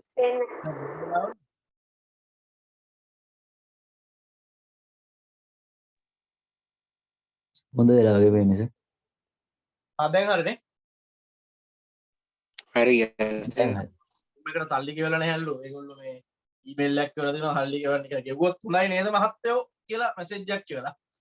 රුපියල් මම අර ක්ලවුඩ් ඒවා මේ ඔක්කොම ඇක්ටිව් කරලා දෙන හින්දා 10000ක් විතර කැපෙනවා. මේ එච්චර කැපෙන්නේ නැහැලු. ක්ලවුඩ් ඕනෙත් නැහැලු. අපි ඩවුන්ලෝඩ් කරනවා. කමන්නේ. මම මේ කීකීටිය කිතා වැදගත් කාරණාවක් මේ මොනවාද මේ මතක නැහැ මොකක්ද කියලා. දිස්ත්‍රික්කයේ ඒ පාසස් ගාන කෙමිස්ට්‍රි ඒ පාසස් ගාන ආරංචි හැටියට 40යි. මේ පාර මේ ටිකක් 40 මම කියන්නේ ඉංග්‍රීසි සිංහල දෙමළ ඔක්කොම මීඩියම්ස් ඈ. මේ ඒකේ තමිල් මීඩියම් එකේ ඒ පාස් 11ක් තියෙනවා. අපිට සිංහල මීඩියම් එකේ තියෙන්නේ එතකොට 29ක්. ඒ ඉංග්‍රීසි මීඩියම් එකට තව 6ක් අයින් කරන්න ඕන. දැනට ආරංචි හැටියට. එතකොට 25ක් තමයි 25 ආවට තමයි මං හිතන විදිහට ඒ පාස් තියෙන්නේ. කෙමිස්ට්‍රි. කෙමිස්ට්‍රි ඒ පාස් ටිකක් රැයා. මම හිතන විදිහට. එතකොට මගේ මේ පාර ඒ පාස් ඔක්කොම රිවිෂන් තියරි ඔක්කොම ඉන්නේ 10යි. තියරි ආපුන්ගෙන් ඒ පාස් ඉන්නේ 4යි. උරු කියන්නේ නෑ.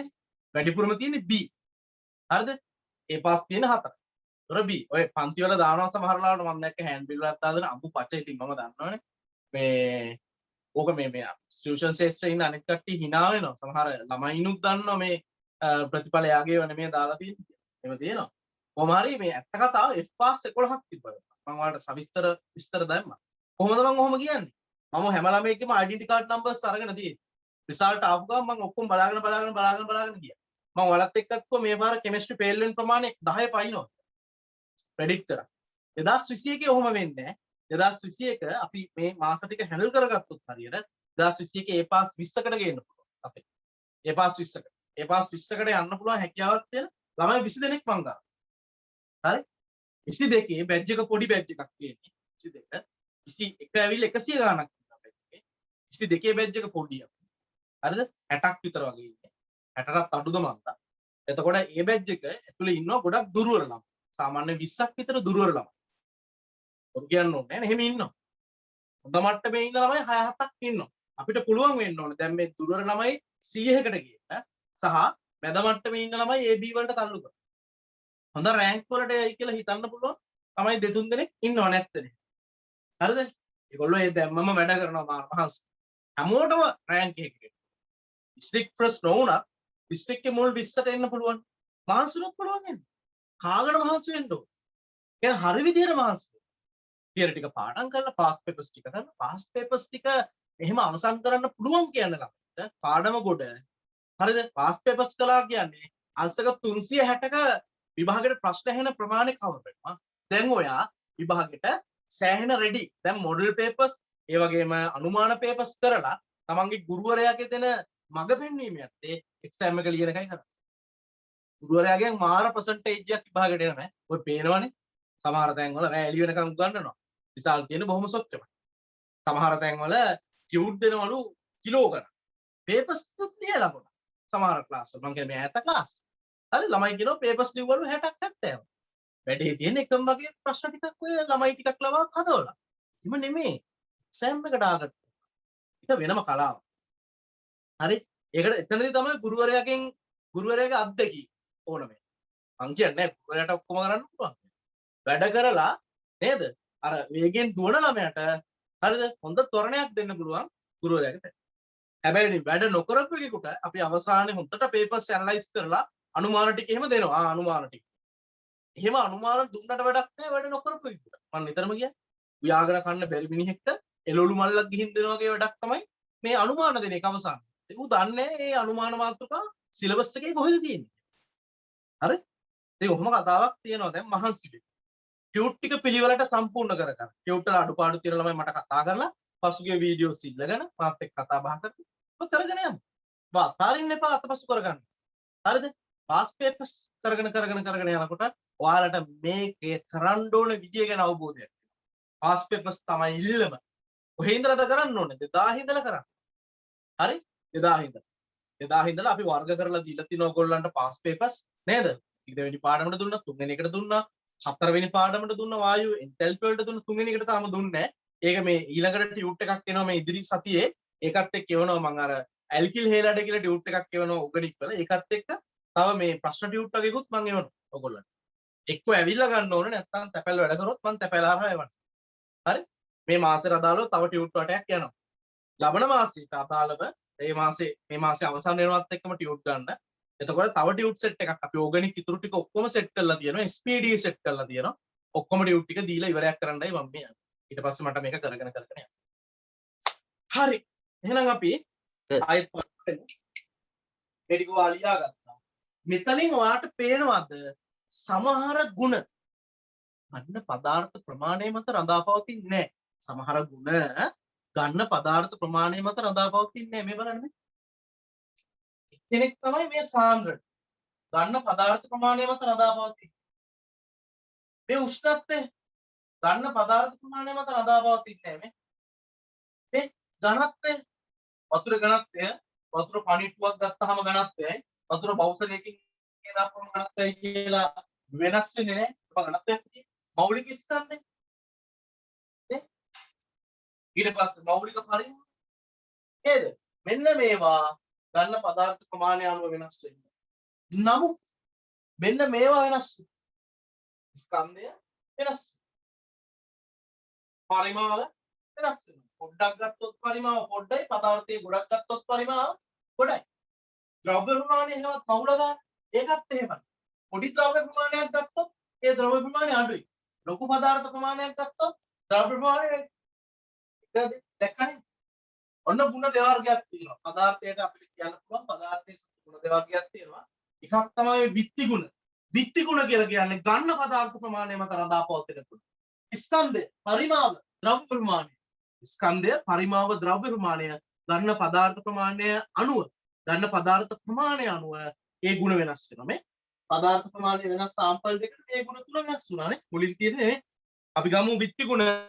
පදාර්ථ ප්‍රමාණය මත රඳා පවතින ගුණ පදාර්ථයේ පවතින විත්ති ගුණ ලෙස හැඳින්වෙනවා. ලියමු උදාහරණ මේ තුන ලියමු. ස්කන්ධය, පරිමාව, ද්‍රව්‍ය ප්‍රමාණය.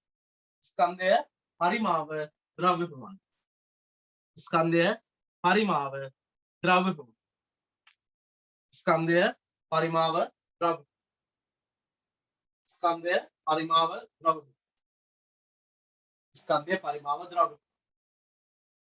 ස්කන්ධය, පරිමාව, ද්‍රව්‍ය. ස්කන්ධය, පරිමාව, ද්‍රව්‍ය.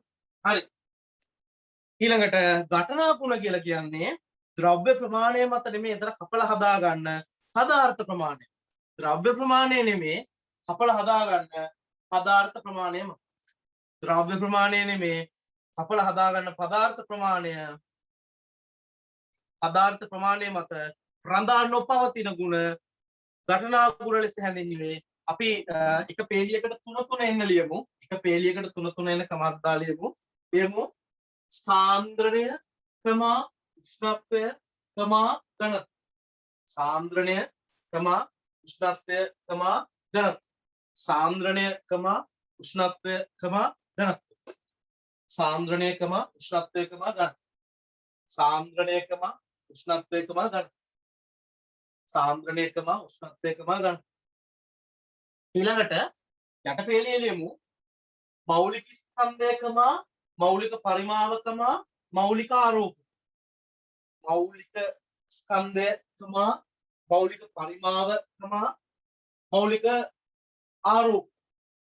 මෞලික ස්කන්ධය, මෞලික පරිමාව, මෞලික ආරෝප. මෞලික ස්කන්ධය, මෞලික පරිමාව, මෞලිකාරූප. තව ගුණ තුනක් එමු ෆිසික්ස් වල ටිකක් කතා කරන. මොනවාද? වර්තනාංකය කියලා පෙන්නන. වර්තනාංකය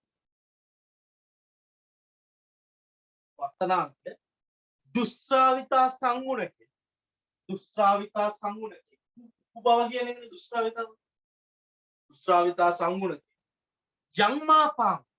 යංමාපාං යන්න බිඳුව. යම් තරුණ කියන එක නෙමෙයි. යංමාපාංකේ ෆිසික්ස් වලගෙන් අහගන්නකො. යම්මාපාංකේ කියන්නේ මොකක්ද? යම්මාපාං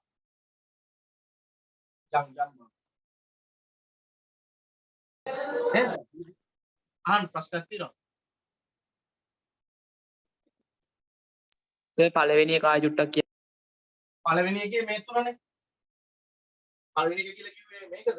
මේ තුන නේද? සාන්ද්‍රණයේ උෂ්ණත්වය ගණන්. ඒකද? සාන්ද්‍රණයේ උෂ්ණත්වය ගණන්. පොඩි ප්‍රශ්නයක් තියෙනවා. ඈ? සර් මේ රසදිය මිලිමීටර වලින් දීලා තියෙන එක පැස්කල් වලට කන්වර්ට් කරන්නේ කොහොමද කියලා පොඩ්ඩක් කියන්න පුළුවන්ද? ටියුට් එකේ මුල තිබුණා. එතකොට රසදිය මිලිමීටර දැන් එහෙමයි. ඒක හොඳටම කරනවා නම් මේ විදිහට කරන්න. 760ක් කියලා කියන්නේ කොච්චරක්ද? අපි දන්නවනේ වාගෝපී එකක්නේ. 760 මිලිමීටර. රසදිය මිලිමීටර 760ට එක කියන්නේ 1.01 වැඩි කිරීම 10.5යි පැස්කල් නම් ඔයාට ඕනගේ අපි තුන් 32 කියලා 32යි mmHg ට කොච්චර? එහෙම කන්වර්ට් කරන්න පුළුවන්. 760ට 1.01 වැඩි කිරීම 10.5යි නම් 760 කියන වාගෝපීනේ. සම්මත වාගෝපීනේ. එතකොට ඒක පැස්කල් වලින් මේකනේ. මෙච්චරකට ඔච්චර නම් අච්චරකට කොච්චරද කියලා බලන්න. තේරුණා?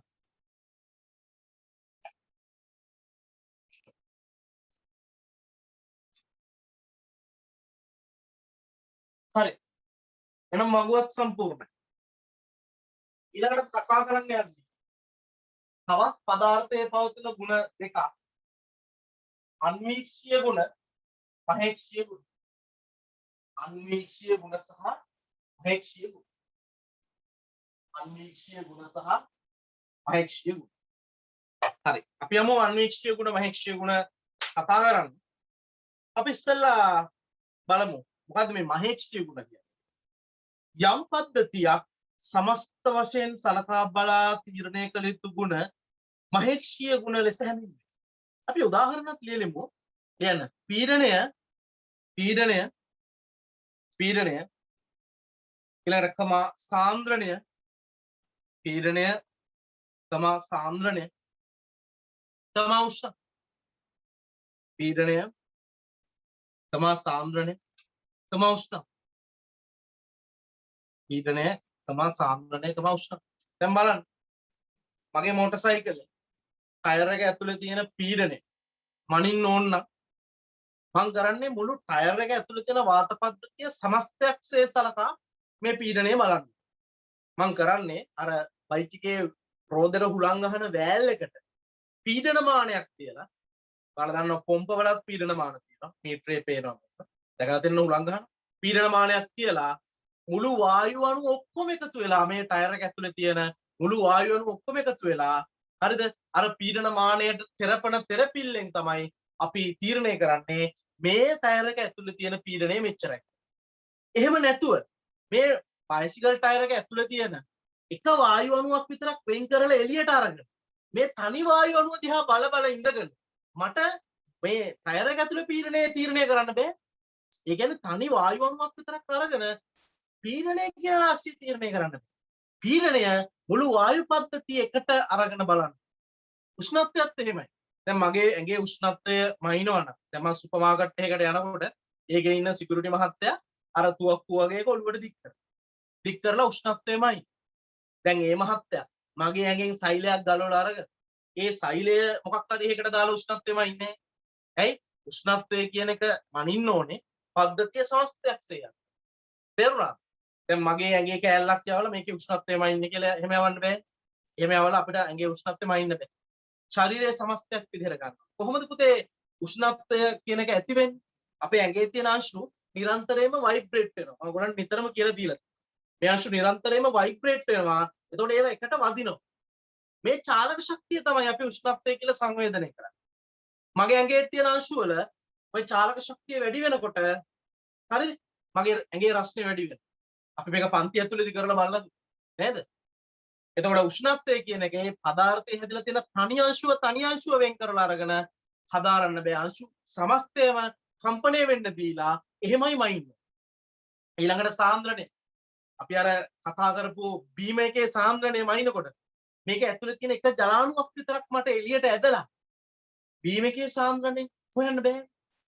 නේ? බීම එක ඇතුලේ ලුණු අර කෝඩියල් අංශු හරිද සීනි අංශු මේ ඔක්කොම එකට ඉද්දි යම් පරිමාවක ඒ පරිමාව තුළ ව්‍යාප්ත වෙලා තියෙන ප්‍රමාණය සම්බන්ධයෙන් අදහසක් අරගෙන තමයි මම සාන්ද්‍රණය ඉදිරිපත් කරන්නේ. මේ පද්ධතිය ඇතුළේ තියෙන තනි අංශුවක් එළියට අරගෙන මට මේක කියන්න බෑ. අන්න එහෙම ගුණ වලට කියනවා මොනවාද? මහේක්ෂීය ගුණ. මුළු පද්ධතිය ඕවර්ऑल කන්සිඩර් කරන්න. සමස්තයක්සේ සලකන්න. මේ කාරණාව තව හොඳට තේරෙයි අන්වීක්ෂීය ගුණ ගැන වෙනම දැන් කතා කරන්නේ. අපි ඒත් නෝට් එක ලියනෙමු පල්ලෙහා රූල් වල. ඉහතින් සඳහන් කළ මහේක්ෂීය ගුණ ඉහතින් සඳහන් කළ මහේක්ෂීය ගුණ ඉහතින් සඳහන් කළ මහේක්ෂීය ගුණ ඉහතින් සඳහන් කළ මහේක්ෂීය ගුණ ඉහතින් සඳහන් කළ මහේක්ෂීය ගුණ අප විසින් සලකා බලන්නේ අප විසින් සලකා බලන්නේ අප විසින් සලකා බලන්න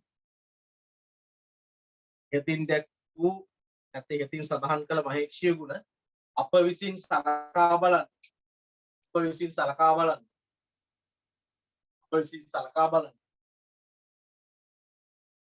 මුළු පද්ධතියම සමස්තයක් වශයෙන් ගෙනයි මුළු පද්ධතියම සමස්තයක් වශයෙන් ගෙනයි මුළු පද්ධතියම සමස්තයක් වශයෙන් ගෙනයි මුළු පද්ධතියම සමස්තයක් වශයෙන් ගෙනයි මුළු පද්ධතියම සමස්තයක් වශයෙන් ගෙනයි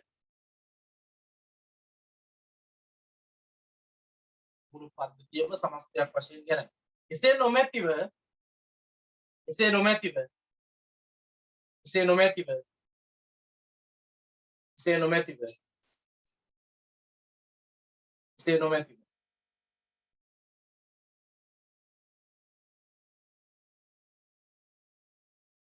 පද්ධතියේ තනි අංශුව බැගින්ගෙන පද්ධතියේ තනි අංශුව බැගින්ගෙන එසේ නොමැතිව පද්ධතියේ තනි අංශුව බැගින්ගෙන එසේ නොමැතිව පද්ධතියේ තනි අංශුව බැගින්ගෙන එසේ නොමැතිව පද්ධතියේ තනි අංශුව බැගින්ගෙන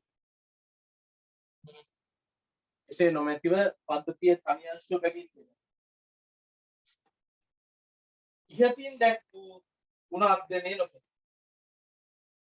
ඉහතින් දැක් වූ ගුණ අධ්‍යයනය නොකර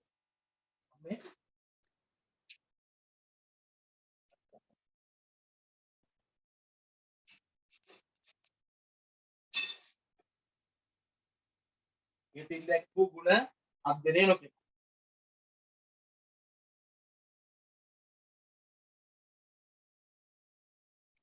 ඉහතින් දැක් වූ ගුණ අධ්‍යයනය නොකර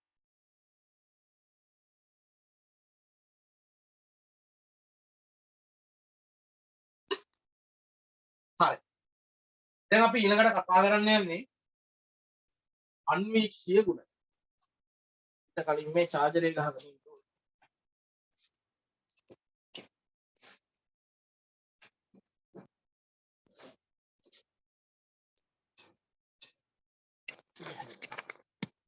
හරි. අන්වීක්ෂීය ගුණ.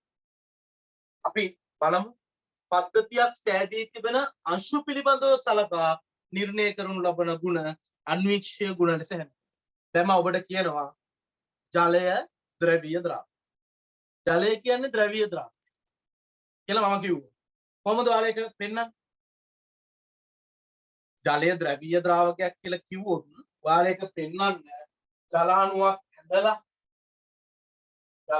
ඇදලා ඒකේ විද්‍යුත් ක්‍රියාව වෙනසක්ම මේ බන්ධනවල ඩෙල්ටා ඍණ ඩෙල්ටා ධන දාලා මේ විදිහට ද්විධව පූර්ණ ලකුණු කරලා හරිද සමස්ත ද්විධව පූර්ණේ උඩට තියන්නේ කියලා පෙන්නනවා සමස්ත ද්විධව පූර්ණයේ උඩට තියෙන නිසා අපි කියනවා ද්‍රවීයයි කියලා. ඒ කියන්නේ සංප්‍රයුක්ත ද්විධව පූර්ණයක් තියෙනවා නම් අදාළ අණුව ද්‍රවීය. දැන් මේ ජලය ද්‍රවීයයි කියන කාරණාව තේරුම් ගන්න අපිට සිද්ධ වුණා මොකක් කරන්නද? අපිට සිද්ධ වුණා ජලය ද්‍රවීයයි කියන කාරණාව තේරුම් කරන්න අපිට සිද්ධ වුණා ජලය හැදිලා තියෙන තනි අංශුවකට යන්න. තනි අංශුව ජල අංශුව. ජලය කියන සමස්තය හැදෙන්නේ ජල අංශු වලින්. ජල අංශුවකටම ගිහිල්ලා තමයි මේ ද්‍රවීයයි කියන කාරණාව අපි ඔප්පු කරන්න ඕනේ. දැන් තේරුණාද? අන්වීක්ෂීය ගුණ කියන්නේ අංශු වල හැසිරීම පදනම් කරගෙන සාකච්ඡා කරන්න ඕන ගුණ. අපි ලියමු උදාහරණ. අංශුවක වේගය,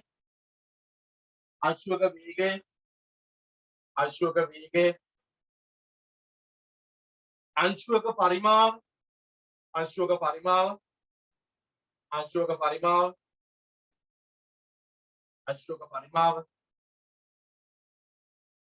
බන්ධන ස්වභාවය,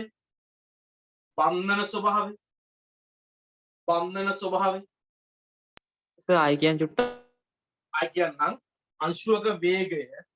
අංශුවක වේගය, දෙවෙනි එක අංශුවක පරිමාව,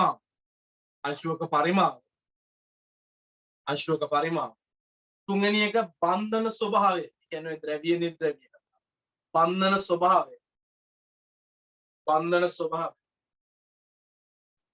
අංශුවක ආරෝපණ,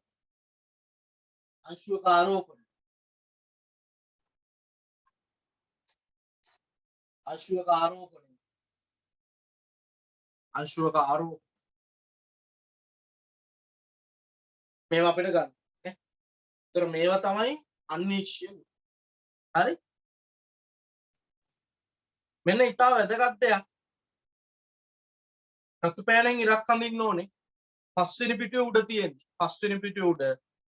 පද්ධතියක මහේක්ෂීය ගුණ තීරණය කරන්නේ අන්වීක්ෂීය ගුණ මගින්. රතු පෑනෙන් ඉරක් ඇත. පද්ධතියක මහේක්ෂීය ගුණ තීරණය කරනුයේ අන්වීක්ෂීය ගුණ මගින්. පද්ධතියක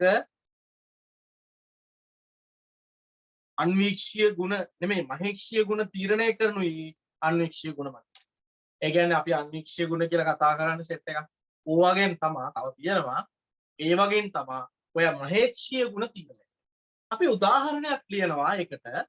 ලියාගන්න උතන ඉර තියෙනවනේ හිස් ඉඩක් එතන පහළ ලියන්න.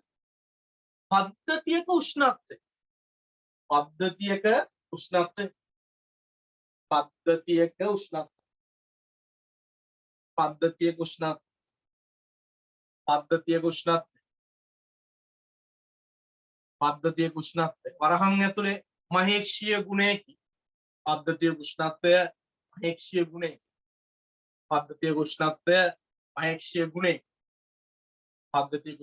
වරහන් ඇතුලේ මහේක්ෂීය ගුණයකි.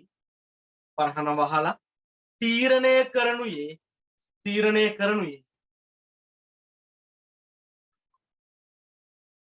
තීරණය කරනුයේ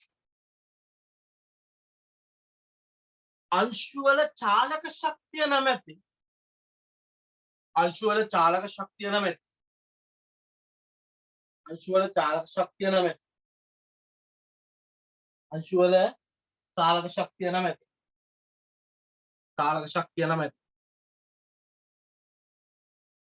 අන්වීක්ෂීය ගුණය මගින් අන්වීක්ෂීය ගුණය මගින්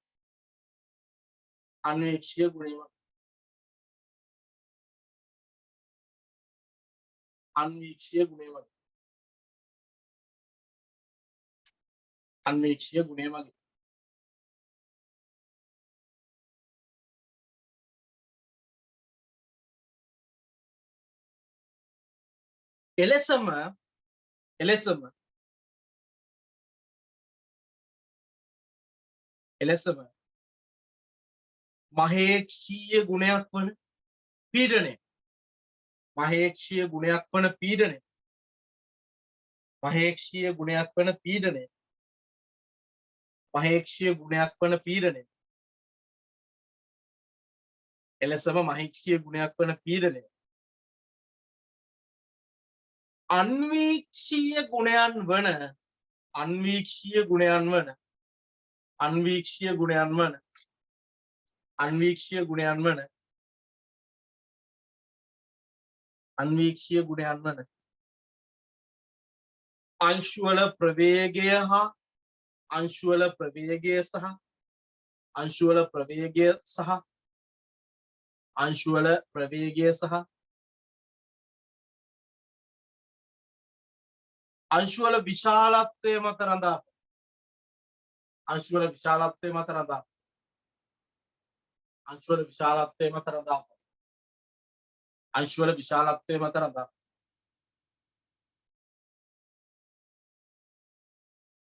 හරි මම ඔයාලට කිව්වා අපේ ඇඟේ තියෙන උෂ්ණත්වය අඩුද වැඩිද කියන එක මේ ඇඟේ ඇතුලේ තියෙන අංශු වයිබ්‍රේට් වෙන ප්‍රමාණය අනුවනේ රඳාපවතින උෂ්ණත්වය වැඩි කියන්නේ මේ අංශු වේගයෙන් වයිබ්‍රේට් තේරුණාද එතකොට උෂ්ණත්වය වැඩි අපි අල්ලලා බලපුවම රස්නේ වැඩි කියලා අපිට පේන්නේ නෑනේ මේ අංශු උඩ පහළ නලියනවා අපිට දැනෙන්නේ රස්නේ වැඩි කියන්නේ ඒ චාලක ශක්තිය සීතල අතකින් ඇල්ලුවොත් එතන යාට රස්නේ කියලා දැනෙන්නේ ඒ චාලක ශක්තිය මේ අල්ලපු පුද්ගලයාගේ අතේ තියෙන අංශු වල ඒ අංශු වල චාලක ශක්තියත් වැඩි කරන්න සමත් වෙනවා. යාට දැනෙනවා රස්නේ. අපේ කතා. මම මේව පැහැදිලි කරලා තියෙනවා. එතකොට පීඩනය කියලා කියන එක රඳාපවතින පීඩනයේ මහේක්ෂීය ගුණය. ඒ මහේක්ෂීය ගුණය රඳාපවතිනවා. ඒ මහේක්ෂීය ගුණය රඳාපවතිනවා. මොනවාමද? මේ අංශු ගමන් කරන වේගය ගිහිල්ලා වදිනවනේ පිටියේ එහෙම. වායු වාදනයක මේ අංශු ගමන් කරන වේගය අංශුවේ විශාලත්වය. අංශුවේ විශාලත්වය වැඩි නම් ලොකු ගම්‍යතාව වෙනසක් සිද්ධ වෙනවනේ. MV ගම්‍යතාව වෙනසනේ. එහෙම ඇවිල්ලා පොළාපයින්කොට වායු අණුවක් පිටියේ වැදිලා ගම්‍යතාව වෙනසනේ ඔතන බලයක් ඇති කරන්නේ. බලයනේ ඒ වර්ගඵලය හරහා ක්‍රියාත්මක වෙනකොට පීඩනයක් බවට පත් වෙන්නේ. ඉතින් පැහැදිලිනේ. අංශු වල වේගය, අංශු වල විශාලත්වය කියන සාධක දෙක, ස්කන්ධය කියන සාධක දෙක තමයි පීඩනය කියන මහේක්ෂීය ගුණ නිර්මාණය කරන්නේ. අන්වීක්ෂීය ගුණ තමයි ඔබේ මහේක්ෂීය ගුණ නිර්මාණය කරන්නේ. හරි. දැන් අපි යනවා ටිකක් අපිට සමහර විට මුලදි මේක තේරෙයි අපබ්‍රංශ මාතෘකාවක් වගේ පද්ධතියක අවස්ථාවක්. හරි. අපි මේකේ ඉන්න අයත් එක්ක චුට්ටක් කතා බහක් කරමු. කවුද න්යා බානුක ඉන්නේ?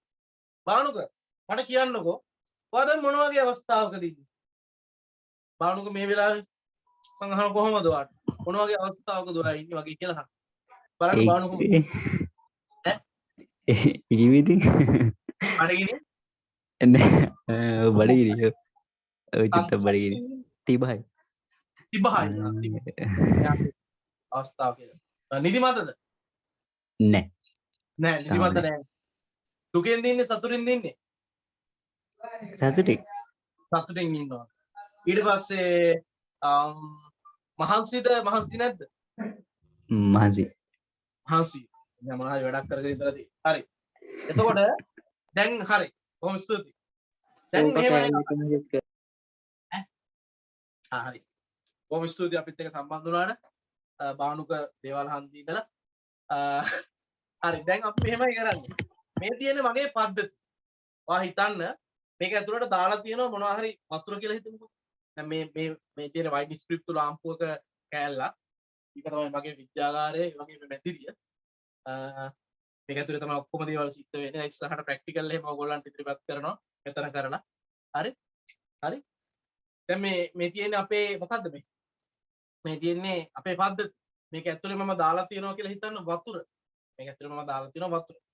දැන් මේ පද්ධතියෙන් මම අර බානුකගෙන් අහ ප්‍රශ්න ටික අහනවා. ඔයාට සතුටුද කියලා මං අහනවා. ඔයා දුකෙන් දින්නේ? කවුරු හරි මේක දැක්කොත් එහෙම මාව අරන් ගිහිල්ලා දායි පිස්සන් කොටුවට. නේද? මේ වගේ භෞතික පද්ධතියකට නේ අජීවී පද්ධතියකට අපිට කතා කරලා අහන්න බෑනේ වාට බඩගිනි වාට දුකද වාට මහන්සිද වාට නිදිමත නේ දැන් අපි බානුකකින් මේ විස්තර ටික අහගෙන යනකොට බානුක යම් උත්තර ටිකක් කියනවා දැන් මම පන්ති ඉන්න ළමයෙක්ගෙන් අහනවා ඔයාට මොකද අනේ සර් නිදිමතයි සර් වෑනුම් ඇරි ඈ ඊට පස්සේ මං අහනකොට මහන්සි ඕ සර් මට මහන්සි සර් දැන් මේ කියන කතාවලින් මම තේරුම් ගන්නවා මේ එක්ක මිනිහට මොකක් හරි ප්‍රශ්නයක් තියෙනවා එහෙම නැත්නම් මිනිහට පන්තිය බෝරින් නේ දැන් අපි එහෙම මොනවා හරි විස්තරයක් ගන්න පුද්ගලයෙක්ගෙන් ප්‍රශ්න කරලානේ හරි දැන් අපරාධයකට උනත් මිනිහෙක් සම්බන්ධද කියලා බලන්න උගෙන් ප්‍රශ්න අහනවා හරි අහනවා මේ ප්‍රශ්න ගොඩාක් අහගෙන යද්දි අපිට තේරෙනවා එයා දෙන උත්තර අනුව සහ එයා වැරදියට උත්තර දුන්නත් අපරාධ පරීක්ෂකයෝ හොයාගන්න ඕනේ මෙයාගේ සාක්ෂි හොයාගන්නකොට අවසානයේ තීරණය වෙනවා මෙයා අපරාධකාරයෙක්ද නැද්ද. බානුකගෙන් ප්‍රශ්න අහගෙන යනකොට අපිට තේරුම් ගන්න පුළුවන් බානුක පාඩමට කැමැත්තෙන්ද ඉන්නේ අකමැත්තෙන්ද ඉන්නේ. එයා බොහොම උද්‍යෝගීව මේකට සහභාගී වෙනවද වගේ දේවල්. සමහර ලාට පුද්ගලයාගේ මූණ දිහා බලපුවම මූණේ ඇපියරන්ස් වලින් පේනවා. එයා මෙතන ආසාවෙන් ඉන්නේ අකමැත්තෙන් ඉන්නේ ඒවා. නේද? අපිට ඒ වගේ පුද්ගලෙක්ට කතා කරලා එයාගේ යම් යම් ප්‍රොපර්ටිස් ගුණ කීපයක් දැනගත්තොත් එයා මේ වෙලාවේ මොන වගේ තත්ත්වයක ඉන්නවද කියලා අපිට වටහා ගන්න පුළුවන්. දැන් අපි පාර යනකොට මිනිහෙක්ට කතා කරලා මොනවා හරි විස්තරයක් කතා කරන්න යනවා මිනිහෙක්. ඈ මල පැන කුංජ කකා ඉන්නේ අපි ওই වෙලාවේ ගිහිලි වෙලා මොනවත් අර විහිළු කතා නැත්තම් මොන හරි ජෝක් එකක් කරන්න එහෙම ගියොත් මිනිහගෙන් ගුටි ගන්න පුළුවන්. මිනිහව දැක්කහම අපිට තේරෙනවා එතකොට මිනිහගේ රියැක්ෂන් වලින් මෙයා ඉන්නේ එච්චර හොඳ තත්ත්වයක නෙමෙයි කියලා. නේ? ඔයාලට තේරුම් ගන්න මම මේ කියන්නේ භෞතික පද්ධති වලටත් පුළුවන් ওই විදිහට අපි ප්‍රොපර්ටිස් කියන්න. අපිට බෑ මෙයාට දුක සැප අහන්න මෙයාගේ මහන්සියද නැද්ද කියලා අහන්න බෑ. නමුත් අපිට පුළුවන් මෙයාගේ උෂ්ණත්වය හොයන්න. මේ පද්ධතියේ උෂ්ණත්වය. මට පුළුවන් මේ පද්ධතියේ ඝනත්වය හොයන්න. මට පුළුවන් මේ පද්ධතියේ මෞලික ස්කන්ධය හොයන්න. මට පුළුවන් මේ පද්ධතියේ සාන්ද්‍රණය හොයන්න. මේක ඇතුලේ තියෙන ද්‍රාවණය. මට පුළුවන් මේක ඇතුලේ තියෙන ද්‍රව්‍ය ද්‍රව්‍යද නිද්‍රව්‍යද කියලා. මට පුළුවන් මේක ඇතුලේ තියෙන මේ ද්‍රව්‍යේ වායුවක් නම් පීඩනය. මට පුළුවන් මේ පද්ධතිය ඇතුලේ තියෙන ද්‍රව්‍යයේ ස්කන්ධය හොයන්න. නේද? මේ වගේ මේකට භෞතිකව අපිට ගන්න පුළුවන් ගුණ තියෙනවනේ. ඒ ගුණ විස්තරයක් මට ලියාගෙන යන්න පුළුවන්. දැන් වෝටර් සාම්පල් එකක් අරගෙන ඔයාලා තේරුම් ගන්න ඕනේ මේවා ටිකක් ඔයාලට ගොඩාක් පුරුදු දේවල් නෙමෙයි. මේ තියෙන වෝටර් සාම්පල් එක. මේ වෝටර් සාම්පල් එක මම ගන්නවා උෂ්ණත්වය සෙල්සියස් 25. මේක ලක් වෙලා තියෙන පීඩනය හොයන්න පුළුවන්. පීඩනය ඒක වැඩි කිරීම 5යි පැස්. හරි. ඊට පස්සේ මේකේ මට කියන්න පුළුවන් මවුල ප්‍රමාණය. මවුල ප්‍රමාණය හොයලා බලපුවහම 1යි මවුල කියන්නේ. ස්කන්ධය හොයලා බලපුවහම 18යි ග්‍රෑම්. හරි.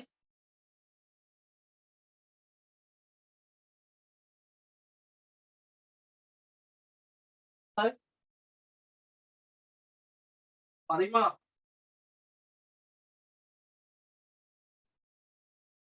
හොයන්න ඕන. මේ තියෙන sodium chloride sample. Sodium chloride sample. Sodium chloride සාම්පලයක් අරගෙන මේකේ මවුල ගාන මම හොයන්න කියලා කිව්වා.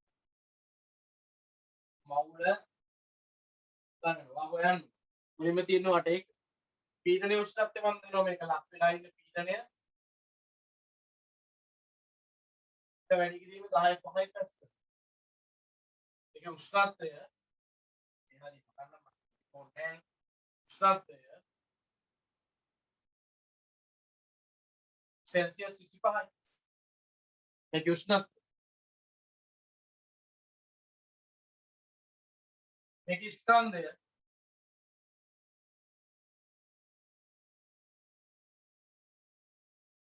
කිලෝග්‍රෑම් එක. මෞලික ස්කන්ධ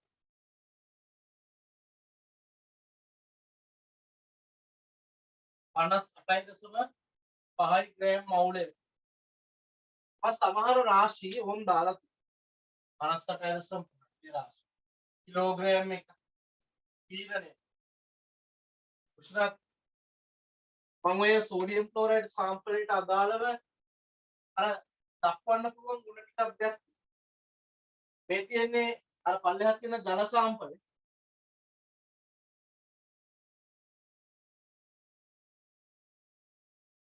හරි. ඒක දීලා තියෙනවා මම උෂ්ණත්වය.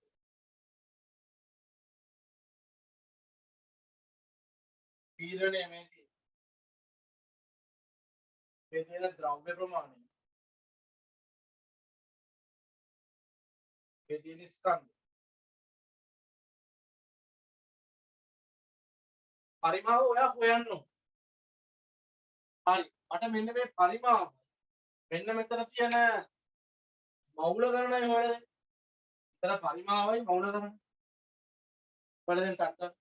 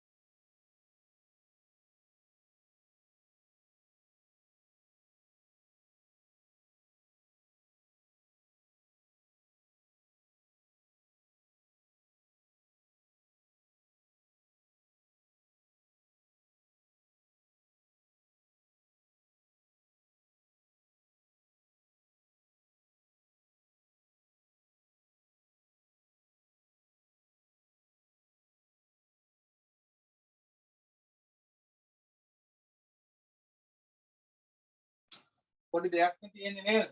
මෙතන කිලෝ 1යි. කිලෝ එක බෙදන්න ඕන මෞලික ස්කන්ධ. පාට උත්තර එනවා 17.1යි මම. 17.1යි මම. මෙතන පරිමාව එනවා. ආ දන්නවා සෙල්සියස් 25. හරිද? නේද? ග්‍රෑම් 18යි. ඝනත්වය දන්නවා ඔයා. ඒකේ ඝනත්වය වෙනම ලියන්න ඕනේ පැත්තේ. ඝනත්වය ඝන සෙන්ටිමීටරයට ග්‍රෑම් 1යි. ඔයා මේක දන්නවනම් උෂ්ණත්වය දැන් ඝනත්වය දන්නවනම් මේ ස්කන්ධය දන්නවනම් ඔබට තේරෙනවා මෙතන 18යි ඝන සෙන්ටිමීටර කියලා එනවා. පරිමාණ 18යි ඝන සෙන්ටිමීටර. ඝනත්වය ඔබ දැනගන්න උෂ්ණත්වය 25යි. පාඩමෙන් නැත්නම් යාලා දීලා තියෙනවා. පද්ධතියක අවස්ථාව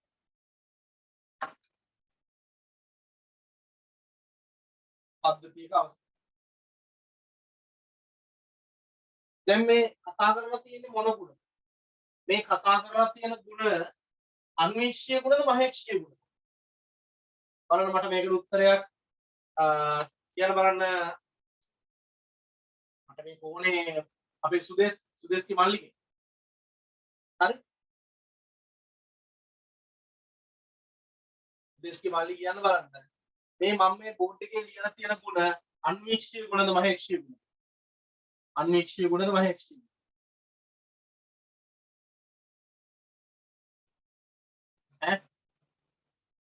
මහේක්ෂී ගුණ මහේක්ෂීය ගුණ.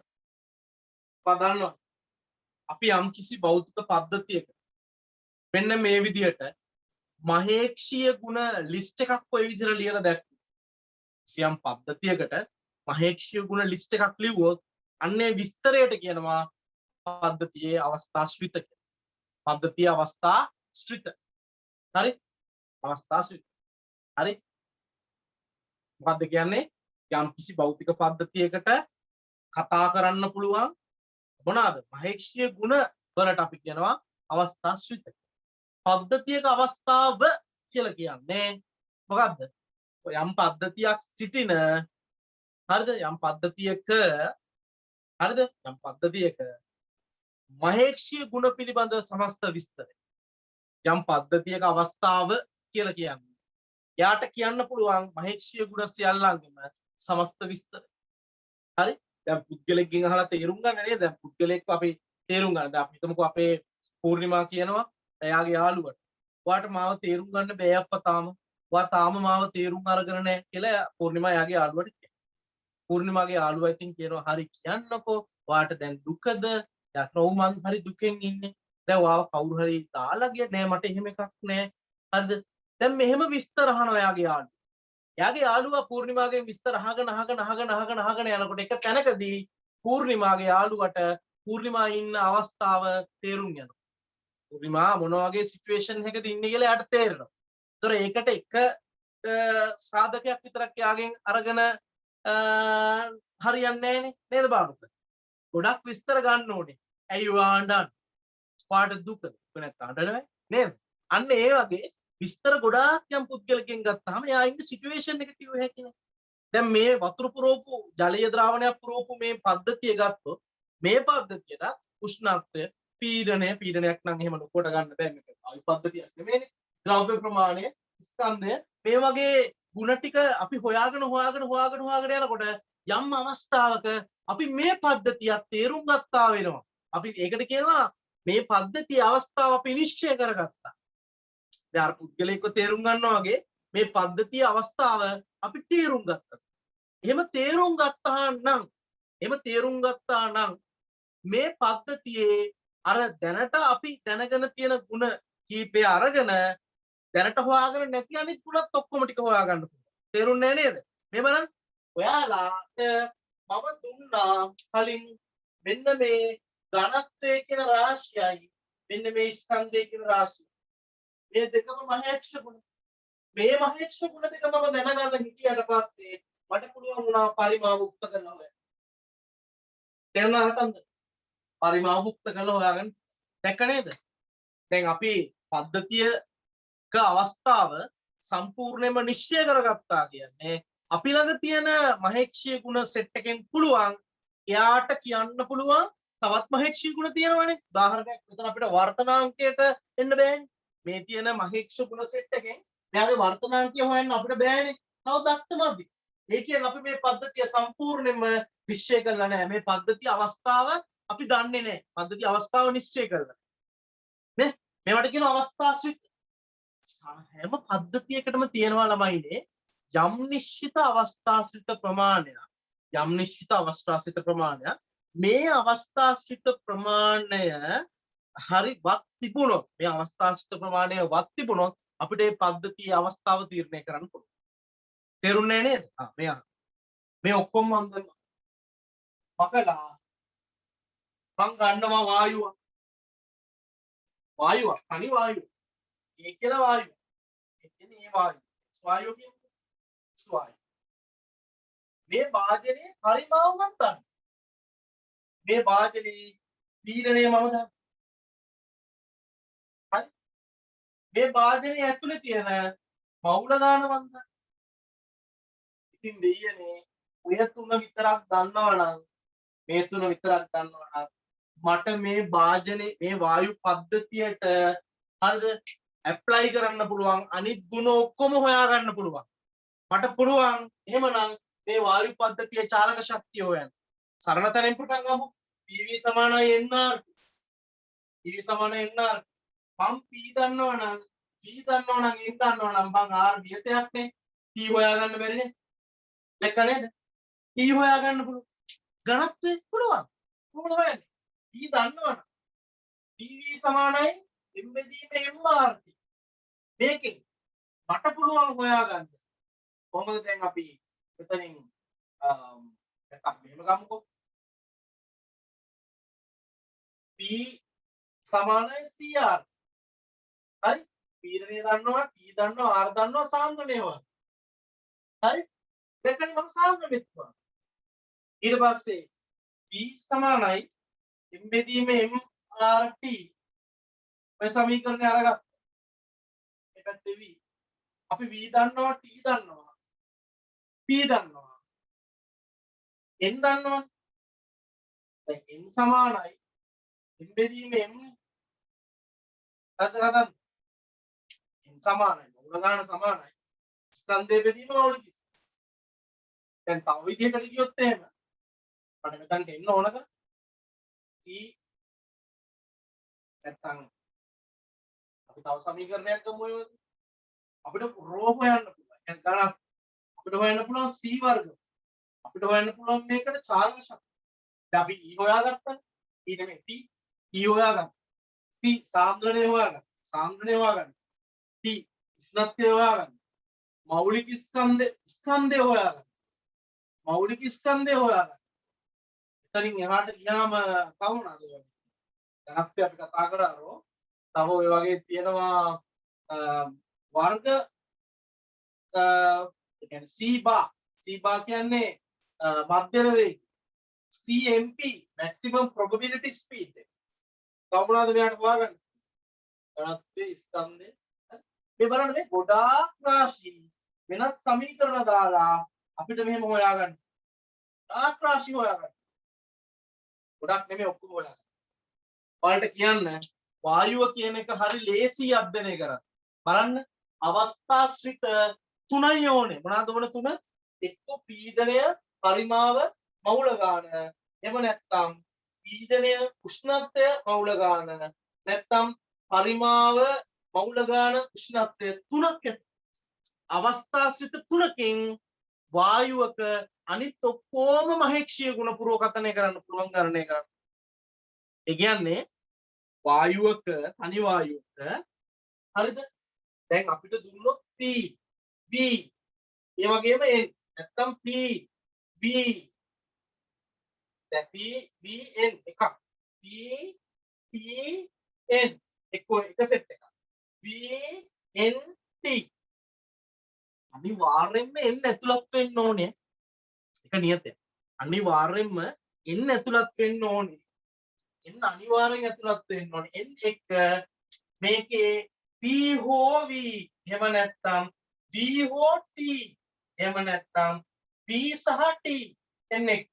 දුන්නොත් මේ සංකලන තුන මම බෝඩ් එකේ ලියන්නම් මේ සංකලන තුන එක්කෝ PN එහෙම නැත්නම් PNT එහෙම නැත්නම් BNT අනිවාර්යයෙන්ම එන්න ඇතුළත් වෙන්න ඕනේ. හරිද? ඒකට හේතුව තමයි අනිවාර්යයෙන්ම පද්ධතියක අවස්ථාව තීරණය කරද්දී මේ වගේ මොකද්ද? ඝටනා ගුණ වගේම මොනවාද විත්ති ගුණයකුත් තියෙන්න ඕනේ. විත්ති ගුණ ඝටනා ගුණ මික්ස් එකේ තියෙන්න ඕනේ. ඝටනා ගුණ වලින් විතරක් පද්ධතියක අවස්ථාව හොයන්න බෑ. විත්ති ගුණ වලින් විතරක් පද්ධතියක අවස්ථාව හොයන්න බෑ. ඒක නීතියක් මේ සම්බන්ධයෙන්. එතකොට කිසියම් පද්ධතියකට ඝටනා ගුණයි විත්ති ගුණයි මිශ්‍රව ලබා දෙනකොට ගන්නකොට ඒ ගුණ වලින් ඒ කියන්නේ ඒ අවස්ථාශ්‍රිත වලින් අනිත් ඔක්කොම අවස්ථාශ්‍රිත ගණනය කරන්න පුළුවන් නම් අපි කියන අපි පද්ධතිය අවස්ථාව තීරණය කරලා අවසానයි. හරි? පද්ධතියක අවස්ථාව නිශ්චය කරා. දැන් තේරෙනවද පද්ධතියක අවස්ථාව කියන්නේ මොකක්ද? පද්ධතියක අවස්ථාව කියලා කියන්නේ ඒ පද්ධතිය ගැන සක්සුදක්ෂය අපි දැනගත්තා කියන්නේ. ඒ කියන්නේ අපි මහේක්ෂීය ගුණ යම් ප්‍රමාණයක් දැනගත්තට පස්සේ ඒව පාවිච්චි කරලා සමීකරණ වලට දාලා ආදේශ කරලා අපි දැන් කතා කරපු නැති මේකට පාවිච්චි කරන්න පුළුවන් වෙනත් මහේක්ෂීය ගුණ ඔක්කොම හොයාගන්න පුළුවන් වෙන්නේ. මේ දැක්ක මේ සංකලන තුනෙන් එකක් මට හම්බුණා නම් මට පුළුවන් මේ වායුවකට කතා කරන්න පුළුවන් අනිත් ඔක්කොම මහේක්ෂීය ගුණ කතා කරන්න. අනිත් ඔක්කොම මහේක්ෂීය ගුණ කතා කරන්න. ඒ කියන්නේ සමීකරණ දාලා උක්ත කරලා ගන්න පුළුවන්. හරි? හැබැයි ද්‍රවයකට සෑහෙන ගොඩක් ඕනේ අවස්ථාශ්‍රිත යාගේ අනිත් කියන්නේ අපි කියන අවස්ථාව තීරණය කරන්න අවස්ථාව නිශ්චය කරගන්න ද්‍රවයකට ඕනේ 25ක් 30ක් විතර. ඝනයකට ඕනේ වල විශ්වාස කරන්නේ 100ක් 150ක් අවස්ථා වායුවකට 3යි ඕනේ. බහුල ගාන එක නැත්නම් ස්කන්ධ එක්ක මොකක් හරි කමන්නේ විත්ති ගුණේකුයි එක විත්ති ගුණේකුයි ඝටනා ගුණ දෙකකුයි තිබ්බනම් වායුවකට අදාළ සෙසු විස්තර ඔක්කොම කියන්නේ. සෙසු විස්තර ඔක්කොම කියන්නේ. ඒක ඔයා දැනගන්න. හරි? මේ වෙලාවේ ඔන්නම උගන්න පද්ධතියක අවස්ථාව කියලා කියන්නේ. ඒ පද්ධතියේ මහේක්ෂීය ගුණ පිළිබඳ විස්තර. අපි පද්ධතියක අවස්ථාව නිශ්චය කරා කියන්නේ අපි ගාව දැනට තියෙන මහේක්ෂීය ගුණ විස්තරයෙන් ඒ වගේ ඉලක්කම් වලින් ඒ වගේ ගුණ වලින් ඒ වගේ සංඛ්‍යා වලින් අපිට ඒ පද්ධතියට කතා කරන්න පුළුවන් සෙසු සියලු මහේක්ෂීය ගුණ අපෝහණය කරන්න පුළුවන්. පද්ධතියක අවස්ථාව තීරණය. පද්ධතියක අවස්ථාව නිර්ණය කිරීමට යොදා ගන්නා මෙන්න මේ මහේක්ෂීය ගුණවලට කියනවා නමක් මොනවාද? අවස්ථා ශ්‍රිත. මම ආයෙ මතක් කරන්න මුලින් ඉඳලා පද්ධතියක අවස්ථාව කියලා කියන්නේ ඒ පද්ධතියට අර්ථ දක්වන්න පුළුවන් මහේක්ෂීය ගුණ පිළිබඳ විස්තර. මහේක්ෂීය ගුණ පිළිබඳ විස්තර. හරි? පද්ධතියක අවස්ථාව නිර්ණය කරනවා කියලා කියන්නේ ඒ පද්ධතියට කතා කරන්න පුළුවන් මහේක්ෂීය ගුණ තියෙනවනේ. ඒ මිනිමම් ගාණක් තියෙනවා අවම ගාණක්. ඒ මහේක්ෂීය ගුණ ටික අපි දැනගත්තාම ඒ ටිකෙන් මේ පද්ධතියට ඉදිරිපත් කරන්න පුළුවන් අනිත් මහේක්ෂීය ගුණ ඔක්කොම අපෝහණය කරන්න පුළුවන් සූත්‍ර වලට දාලා උත්තර කරලා. පද්ධතියක අවස්ථාව නිශ්චය කරන්න යොදා ගනු ලබන මහේක්ෂීය ගුණ වලට කියනවා පද්ධතියේ මොනවා කියලාද? අවස්ථාශ්‍රිත. වායුවක් කියන පද්ධතියට අවස්ථාශ්‍රිත තුනක් ඇති. හැබැයි විත්ති සහ ඝටනා දෙක මිශ්‍රකේ විත්ති සහ ඝටනා මිශ්‍රකේ තුනක් ඇති. ඒ තුන දැනගත්තාම මේ සංකල්ප තුන ලිව්වා අනිත් ඔක්කොම හොයන්න පුළුවන්. අනිත් ඔක්කොම හොයන්න. ඕකයි කතා. කොච්චරයි දැනගන්න. අපි නෝට් එකට යමු. හරි? මේක කියනවා අවස්ථාශ්‍රිත ඊට උඩ පද්ධතියක අවස්ථා. පද්ධතියක දෙන ලද පද්ධතියක උෂ්ණත්වය, පීඩනය ආදී මහේක්ෂ ගුණ පිළිබඳ විස්තරය පද්ධතියක අවස්ථාව ලෙස හැඳින්වේ. පහළ අවස්ථාශ්‍රිත කියලා. පද්ධතියක පවතින අවස්ථාව නිශ්චය කර ගැනීම සඳහා යොදා ගත හැකි පද්ධතියේ තිබෙන මහේක්ෂීය ගුණ අපි අවස්ථාශ්‍රිත කියලා හඳුන්වනවා. පිළියම් උදාහරණ පරිමාව, පීඩනය, උෂ්ණත්වය. පරිමාව, පීඩනය, උෂ්ණත්වය. පරිමාව, පීඩනය, උෂ්ණත්වය.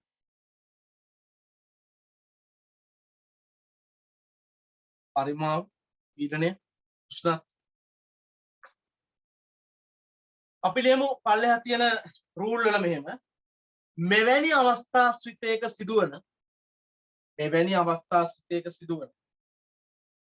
මෙවැනි අවස්ථාශ්‍රිතයක සිදුවන මෙවැනි අවස්ථා ස්ථිතයක සිදුවන.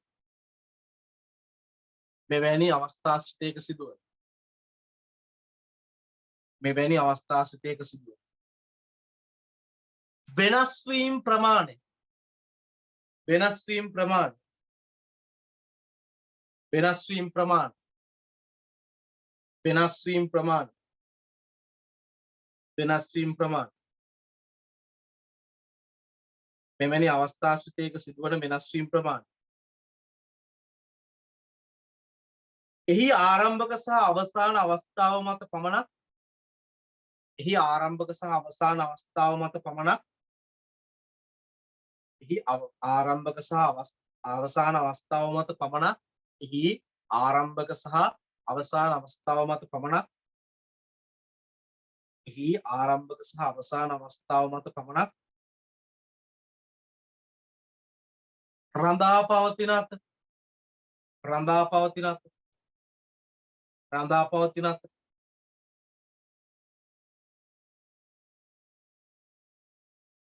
රඳා පවතින අත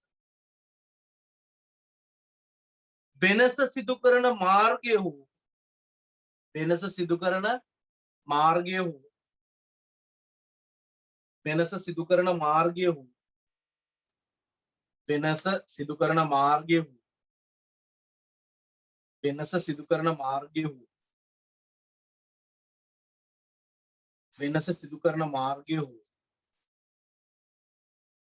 වෙනස සිදු කරන මාර්ගය හෝ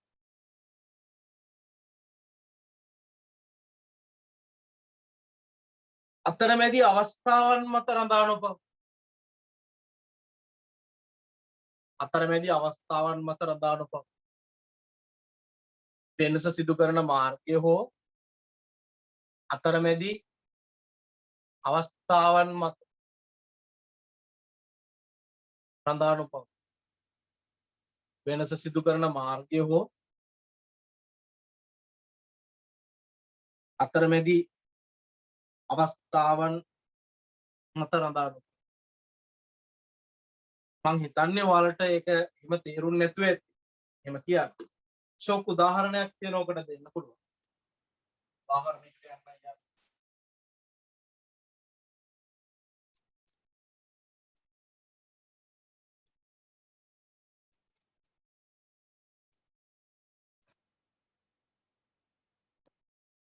බලන්න උදාහරණ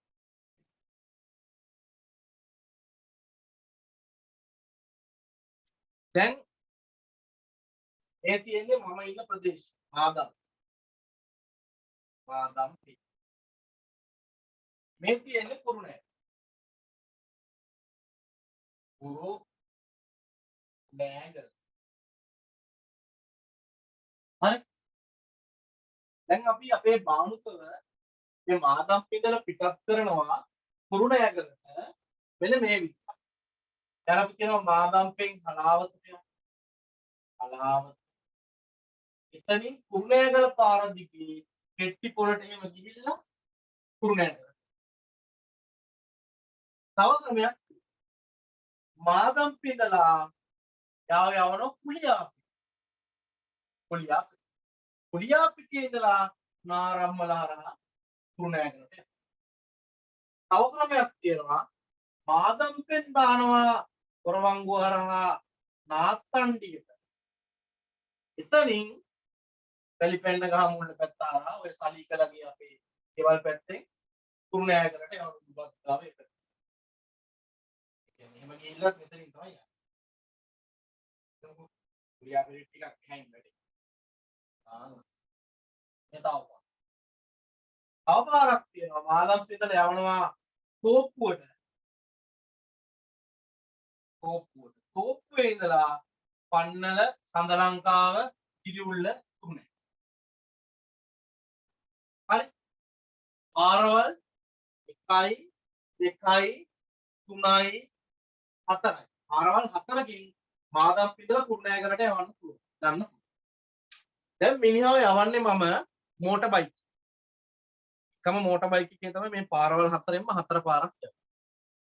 ඔයාලා මට කියන්න ඕන තව ක්‍රමයක් තියෙනවා. ආගම් පිටර කෙලින්ම යවනවා හලාවත හරහා පුත්තල. උත්තර මහා අපේ ඉන්නවත් දන්නේ නැහැ මෙතන අපේ ඇන්ඩ්‍රොයිඩ් කියලා මම ඒගොල්ලන්ගේ ගෙවල් පැත්තේ කුරුණෑගල යවන්න මෙතන පාරවල් පහක් මම බානුකෙන් අහනවා මාදම්පේ සිට කුරුණෑගල දක්වා මාදම්පේ සිට කුරුණෑගල දක්වා මේ ගමන් මාර්ග පහින්ම යනකොට අපිට වැය වෙන තෙල් ප්‍රමාණය මොටර් බයික් එකේ වැය වෙන තෙල් ප්‍රමාණය එහෙම නැත්නම් වැය වෙන ශක්තිය සමානද වෙනස් සමානද වෙනස් වෙනස්නේ. වෙනස් නේ අනිවාර්යයෙන් ඒ කියන්නේ කෙටිම පාර තෝරගෙන කුරුණෑගලට යන පුරාණ මාදම්පෙන් කුලිය පිටිට දාලා කෙලිම කුරුණෑගලට යන මේ අනිත් පාර වලින් ගියාම ඔන්න මේ පැත්තේ ඇතුළේ නීතිය හොද කලා කරලා එහෙම නම් ඉතින් අනිත් පැත්තේ වෙන් ගියාට කමක් නැහැ එහෙම නැත්නම් පොලේ තියෙන මිනිස්සෙක් මාදම්පිට කුරුණෑගල යන්නේ මේ තියෙන කෙලින් පාරදී හරි අනේ කතාව නමුත් මාදම්පේ සහ කුරුණෑගල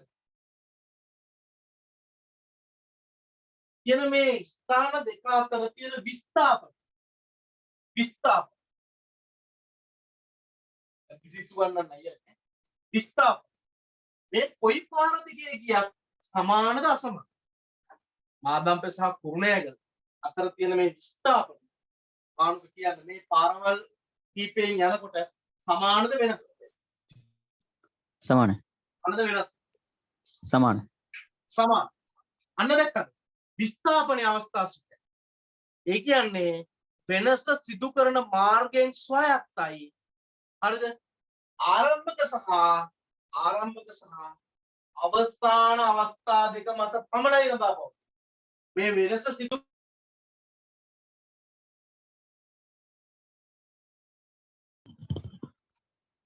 සර් මයික් ඔෆ් වුණා.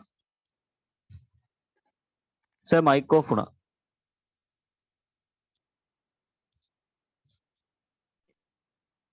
මේ පාරවල් පහෙන් යත් එකම හරි එතකොට විස්ථාපනයේ අවස්ථාසුක හැබැයි ශක්තිය මේ ගමනට වැය වෙන ශක්තිය එහෙම නැත්නම් මේ පාත්වේ එකේ යනකොට මෝටර් සයිකලයේදී වැය වෙන තෙල් ප්‍රමාණය අවස්ථාසුතියක් වෙන්නේ නැහැ. අපි තව උදාහරණයක් කන්දක් නගින්න.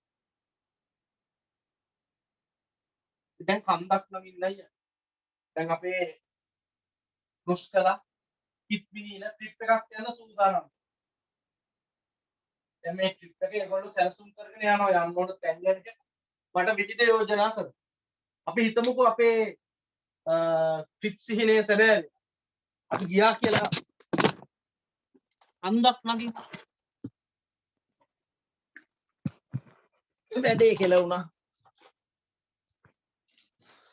කන්දෙන් වැටුණා වගේ එකක් වුණා.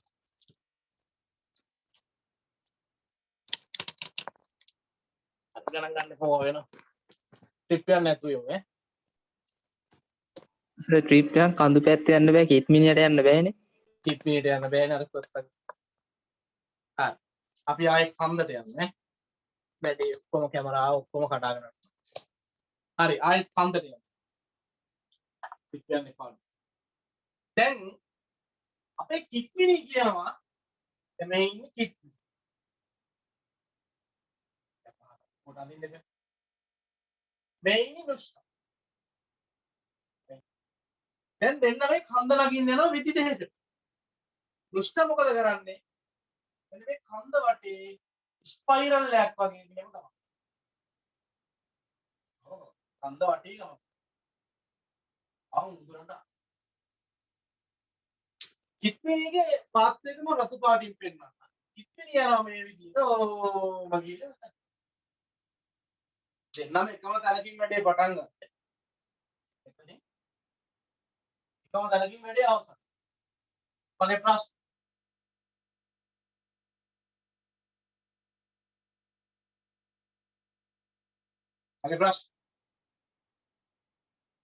අපේ උපකල්පනයක් කිත්මිනිගේ අපේ නුෂ්කාගේ ස්කන්ධ සමාන.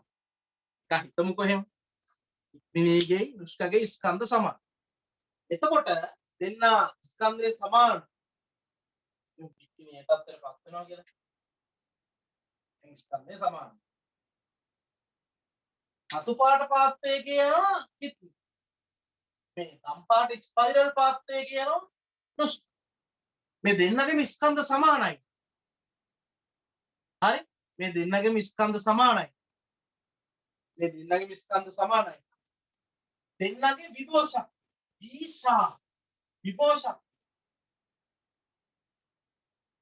සමානයිද වෙනස්ත කන්ද නගින අතර තුල. ඒ කන්ද නගලා ඉවරුනහම විභෝෂක්ති වෙනස කියන එක විභෝෂක්ති වෙනස කියන එක දෙන්නගේ ස්කන්ධ සමාන වෙච්ච දවසක කවදාද මේ වෙනවා කියලා හිතමුකෝ. එහෙම සමාන වෙච්ච දවසක හරි මේ කන්ද මේ විදිහට නැග්ගට පස්සේ ක්‍රම දෙකකට විභෝෂක්ති වෙනස සමාන වෙනවද අසමාන? ඔගේ ප්‍රශ්න සමාන වෙනවද අසමාන? සමානනේ. ස්කන්ධය සමාන. දෙන්නගේ ස්කන්ධ සමාන නම් ස්කන්ධ අසමාන නම් ඒක කතා කරන්න නම් වෙන්නේ නැහැ. මොකද එකේ ස්කන්ධය වැඩි නම් mgh m වැඩි නේද? ස්කන්ධ දෙක සමාන නම් දෙන්න කොයි පාරෙන් ගියත් එකේ කන්ද වටේ කැරකි යනවා. අනිත් එකේ නගින්න පුළුවන් කෙලින් විදියෙන් යනවා. හරි? දෙන්නගේ විභෝෂක්තිය සමාන. නමුත් කාර්ය ප්‍රමාණය කන්ද නැගීම සඳහා කළ කාර්ය ප්‍රමාණය වැඩි. කන්ද වටේ ගිය නුෂ්කගෙද කෙලින්ම පාරේ කොහොම හරි අමාරුවෙන් අඩි 30 උඩට නැගපු කිත්මිණිගේ පාත්‍රය. ඒ කියන්නේ කාර්ය ප්‍රමාණය වැඩි. කන්ද නැගීමට සිදු කරන කාර්ය ප්‍රමාණය වැඩි. වටේ ගිය නුස්කරේ. වටේට ගිය කෙනාගේ තමයි කාර්ය ප්‍රමාණය වැඩි. යාට ඕන ඕන තරම් වට යන්න පුළුවන්. වට 7500ක් වුණත් කැරක් යන්න පුළුවන්. වට 7500ට ඕන නම් වට 10000ක් වුණත් කැරක් යන්න පුළුවන්. එතකොට කරන කාර්ය ප්‍රමාණය වැඩි නේ. කරන කාර්ය ප්‍රමාණය වැඩි. එතකොට පුළුවන් තරම් කෙලින්ම අඩි 30 මේ කන්ද නගින්න පුළුවන් නම් එයා තමයි අඩු කාර්ය ප්‍රමාණයකින් මේ කන්ද නැගීම කරන්නේ. හැබැයි දෙන්නගේ ගබඩා වෙච්ච විභව ශක්තිය, ඒ කියන්නේ විභව ශක්තිය වෙනස සමාන. ඉන්න විභව ශක්තිය වෙනස සමාන. ඒතර විභව ශක්තිය කියලා කියන්නේ අවස්ථා සිද්ධිය. ඇයි? ආරම්භක සහ අවසාන අවස්ථා දෙක වෙනස් වෙන්නේ නැත්නම් ආරම්භක සහ අවසාන අවස්ථා දෙක වෙනස් වෙන්නේ නැත්නම් ගියේ කොහොමද හිටියේ කොහොමද උනේ මොකක්ද අදාළ නැහැ. මුල් සහ අවසාන අවස්ථා දෙක සමාන නම් නිශ්චිත නම් කොහොම ආවත් ඒ ගුණය වෙනස් වෙන්නේ නැත්නම් අපි කියන එකට මොන ගුණයක් කියලා? මොන ගුණයක් කියලා කියනවද? අවස්ථා ගුණයක්. අවස්ථාශ්‍රිතයක්. එතකොට විභව ශක්තිය කියන එක අවස්ථාශ්‍රිතයක්ද? ඔව් විභව ශක්තිය කියන එක අවස්ථාශ්‍රිතයක්. හැබැයි කාර්ය ප්‍රමාණය කියන එක අවස්ථාශ්‍රිතයක් නෙමෙයි. ඇයි? කාර්ය ප්‍රමාණය අවස්ථාශ්‍රිතයක් වෙන්නේ නැත්තේ ඇයි? කාර්ය ප්‍රමාණය අවස්ථාශ්‍රිතයක් වෙන්නේ නැත්තේ ඒ ගිය පාත්වයේ ස්වභාවය මත කාර්ය ප්‍රමාණය වෙනස් වෙනවා. දැන් අතන අප කුරුණෑගල ගිය ගමන මාදම්පිතල ඒකෙදි කාර්ය ප්‍රමාණය වෙනස්. ඇයි? පාත්වයක වෙනස් වෙනවා. එතකොට ඒක අවස්ථාශ්‍රිතයක් නෙමෙයි. හැබැයි විස්ථාපනය කියන රාශිය කොයි පාරේ ගියත් කොහෙ ගිහින් කොහෙ ආවත් බානුකල කොහෙ ගිහිල්ලා කොහෙ ආවත් හරිද? ආරම්භක සහ අවසාන අවස්ථා දෙක නිශ්චිත නම් කාර්ය ප්‍රමාණය වෙනස් වුණාට විස්ථාපනය වෙනස් වෙන්නේ නැහැ. විස්ථාපනය කියන අවස්ථාශ්‍රිතය. ආරම්භක සහ අවසාන අවස්ථා දෙක නිශ්චිත නම් හරිද? කොහොම ගියත් ප්‍රශ්නයක් නැහැ. හරිද? මොනවාද විස්ථාපනය සමාන. දැන් තේරෙනවද විස්ථාපනය අවස්ථාශ්‍රිතයක්. මේ අර්ථ දැක්වීමට අනුව. විභව ශක්තිය අවස්ථාශ්‍රිතයක්. හැබැයි කාර්ය ප්‍රමාණය අවස්ථාශ්‍රිතයක් නෙවෙයි. හරි. දැන් ඕගොල්ලන්ට පැහැදිලි වෙන්න ඇති අවස්ථාශ්‍රිතයක් කියන්නේ මොකක්ද? අවස්ථාශ්‍රිතය කියන ගති. අවස්ථාශ්‍රිතයක් කියලා කියන්නේ පද්ධතියක අවස්ථාව තීරණය කිරීමට යොදා ගන්නු ලබන මහේක්ෂීය ගුණයක්. එතකොට මහේක්ෂීය ගුණය. ඔව්. එතකොට අවස්ථාශ්‍රිතයක ගති ගුණයක් තියෙනවා. ආරම්භක සහ අවසාන අවස්ථා දෙක වෙනස් වෙන්නේ නැත්නම් වෙනස සිදු කරන මාර්ගයෙන් ස්වයක්තයි වෙනස් වීමේ ප්‍රමාණය. මේ විභව ශක්තිය වෙනස ස්වයක්තයි මේ වෙනස සිදු කරපු මාර්ගයක්. ඔකයි කතා. ඉස්සරහට අපි මේ ගැන ගොඩාක් කරුණු කාරණා කතා කරනවා. අද අපි උගන්වන්නේ මෙතනට වෙනකම් විතරයි. ඒතර මේ කාරණා ටික හොඳට ප්‍රතිග්‍රහණය කරගෙන අපි ඊළඟට හම් වෙන දවස මම හිතන්නේ මගේ මතකේ හරිනම් සිකුරාදා කොහෙද? දැන් ඒක අද ඇවිල්ලා බදාදානේ. බ්‍රහස්පතින්දා නෑ සිකුරාදා වෙන්නේ නැති ඊළඟ ලෙසන් එක තියෙන. ඊළඟ ලෙසන් එකේදී අපි මෙතන සිට ඉදිරියට කතා කරන්න බලාපොරොත්තු වෙනවා. සතියේ දවස් 3ක් විතර වගේ මගේ බලාපොරොත්තුව තියෙනවා මේ ශක්ති විද්‍යාව කරන්න. හරි? පැය 2 විතර වගේ කෑලි 3කට වගේ කරන්න මගේ බලාපොරොත්තුවක් තියෙනවා. හොඳයි. එහෙනම් අදට මම මෙතනදී පාඩම අවසන් කරනවා. හැමෝම එහෙනම් මේ ටික සාකච්ඡා කරලා ලෑස්ති කරගෙන ඉන්න. හරි. ඒ අමතරව අපි අනිත් වැඩ ටිකක් යමු. හරි. එහෙනම් හැමෝටම ආයිබුවන්.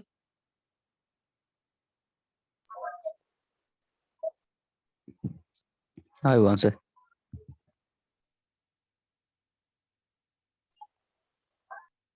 ආයුබෝවන් සර්.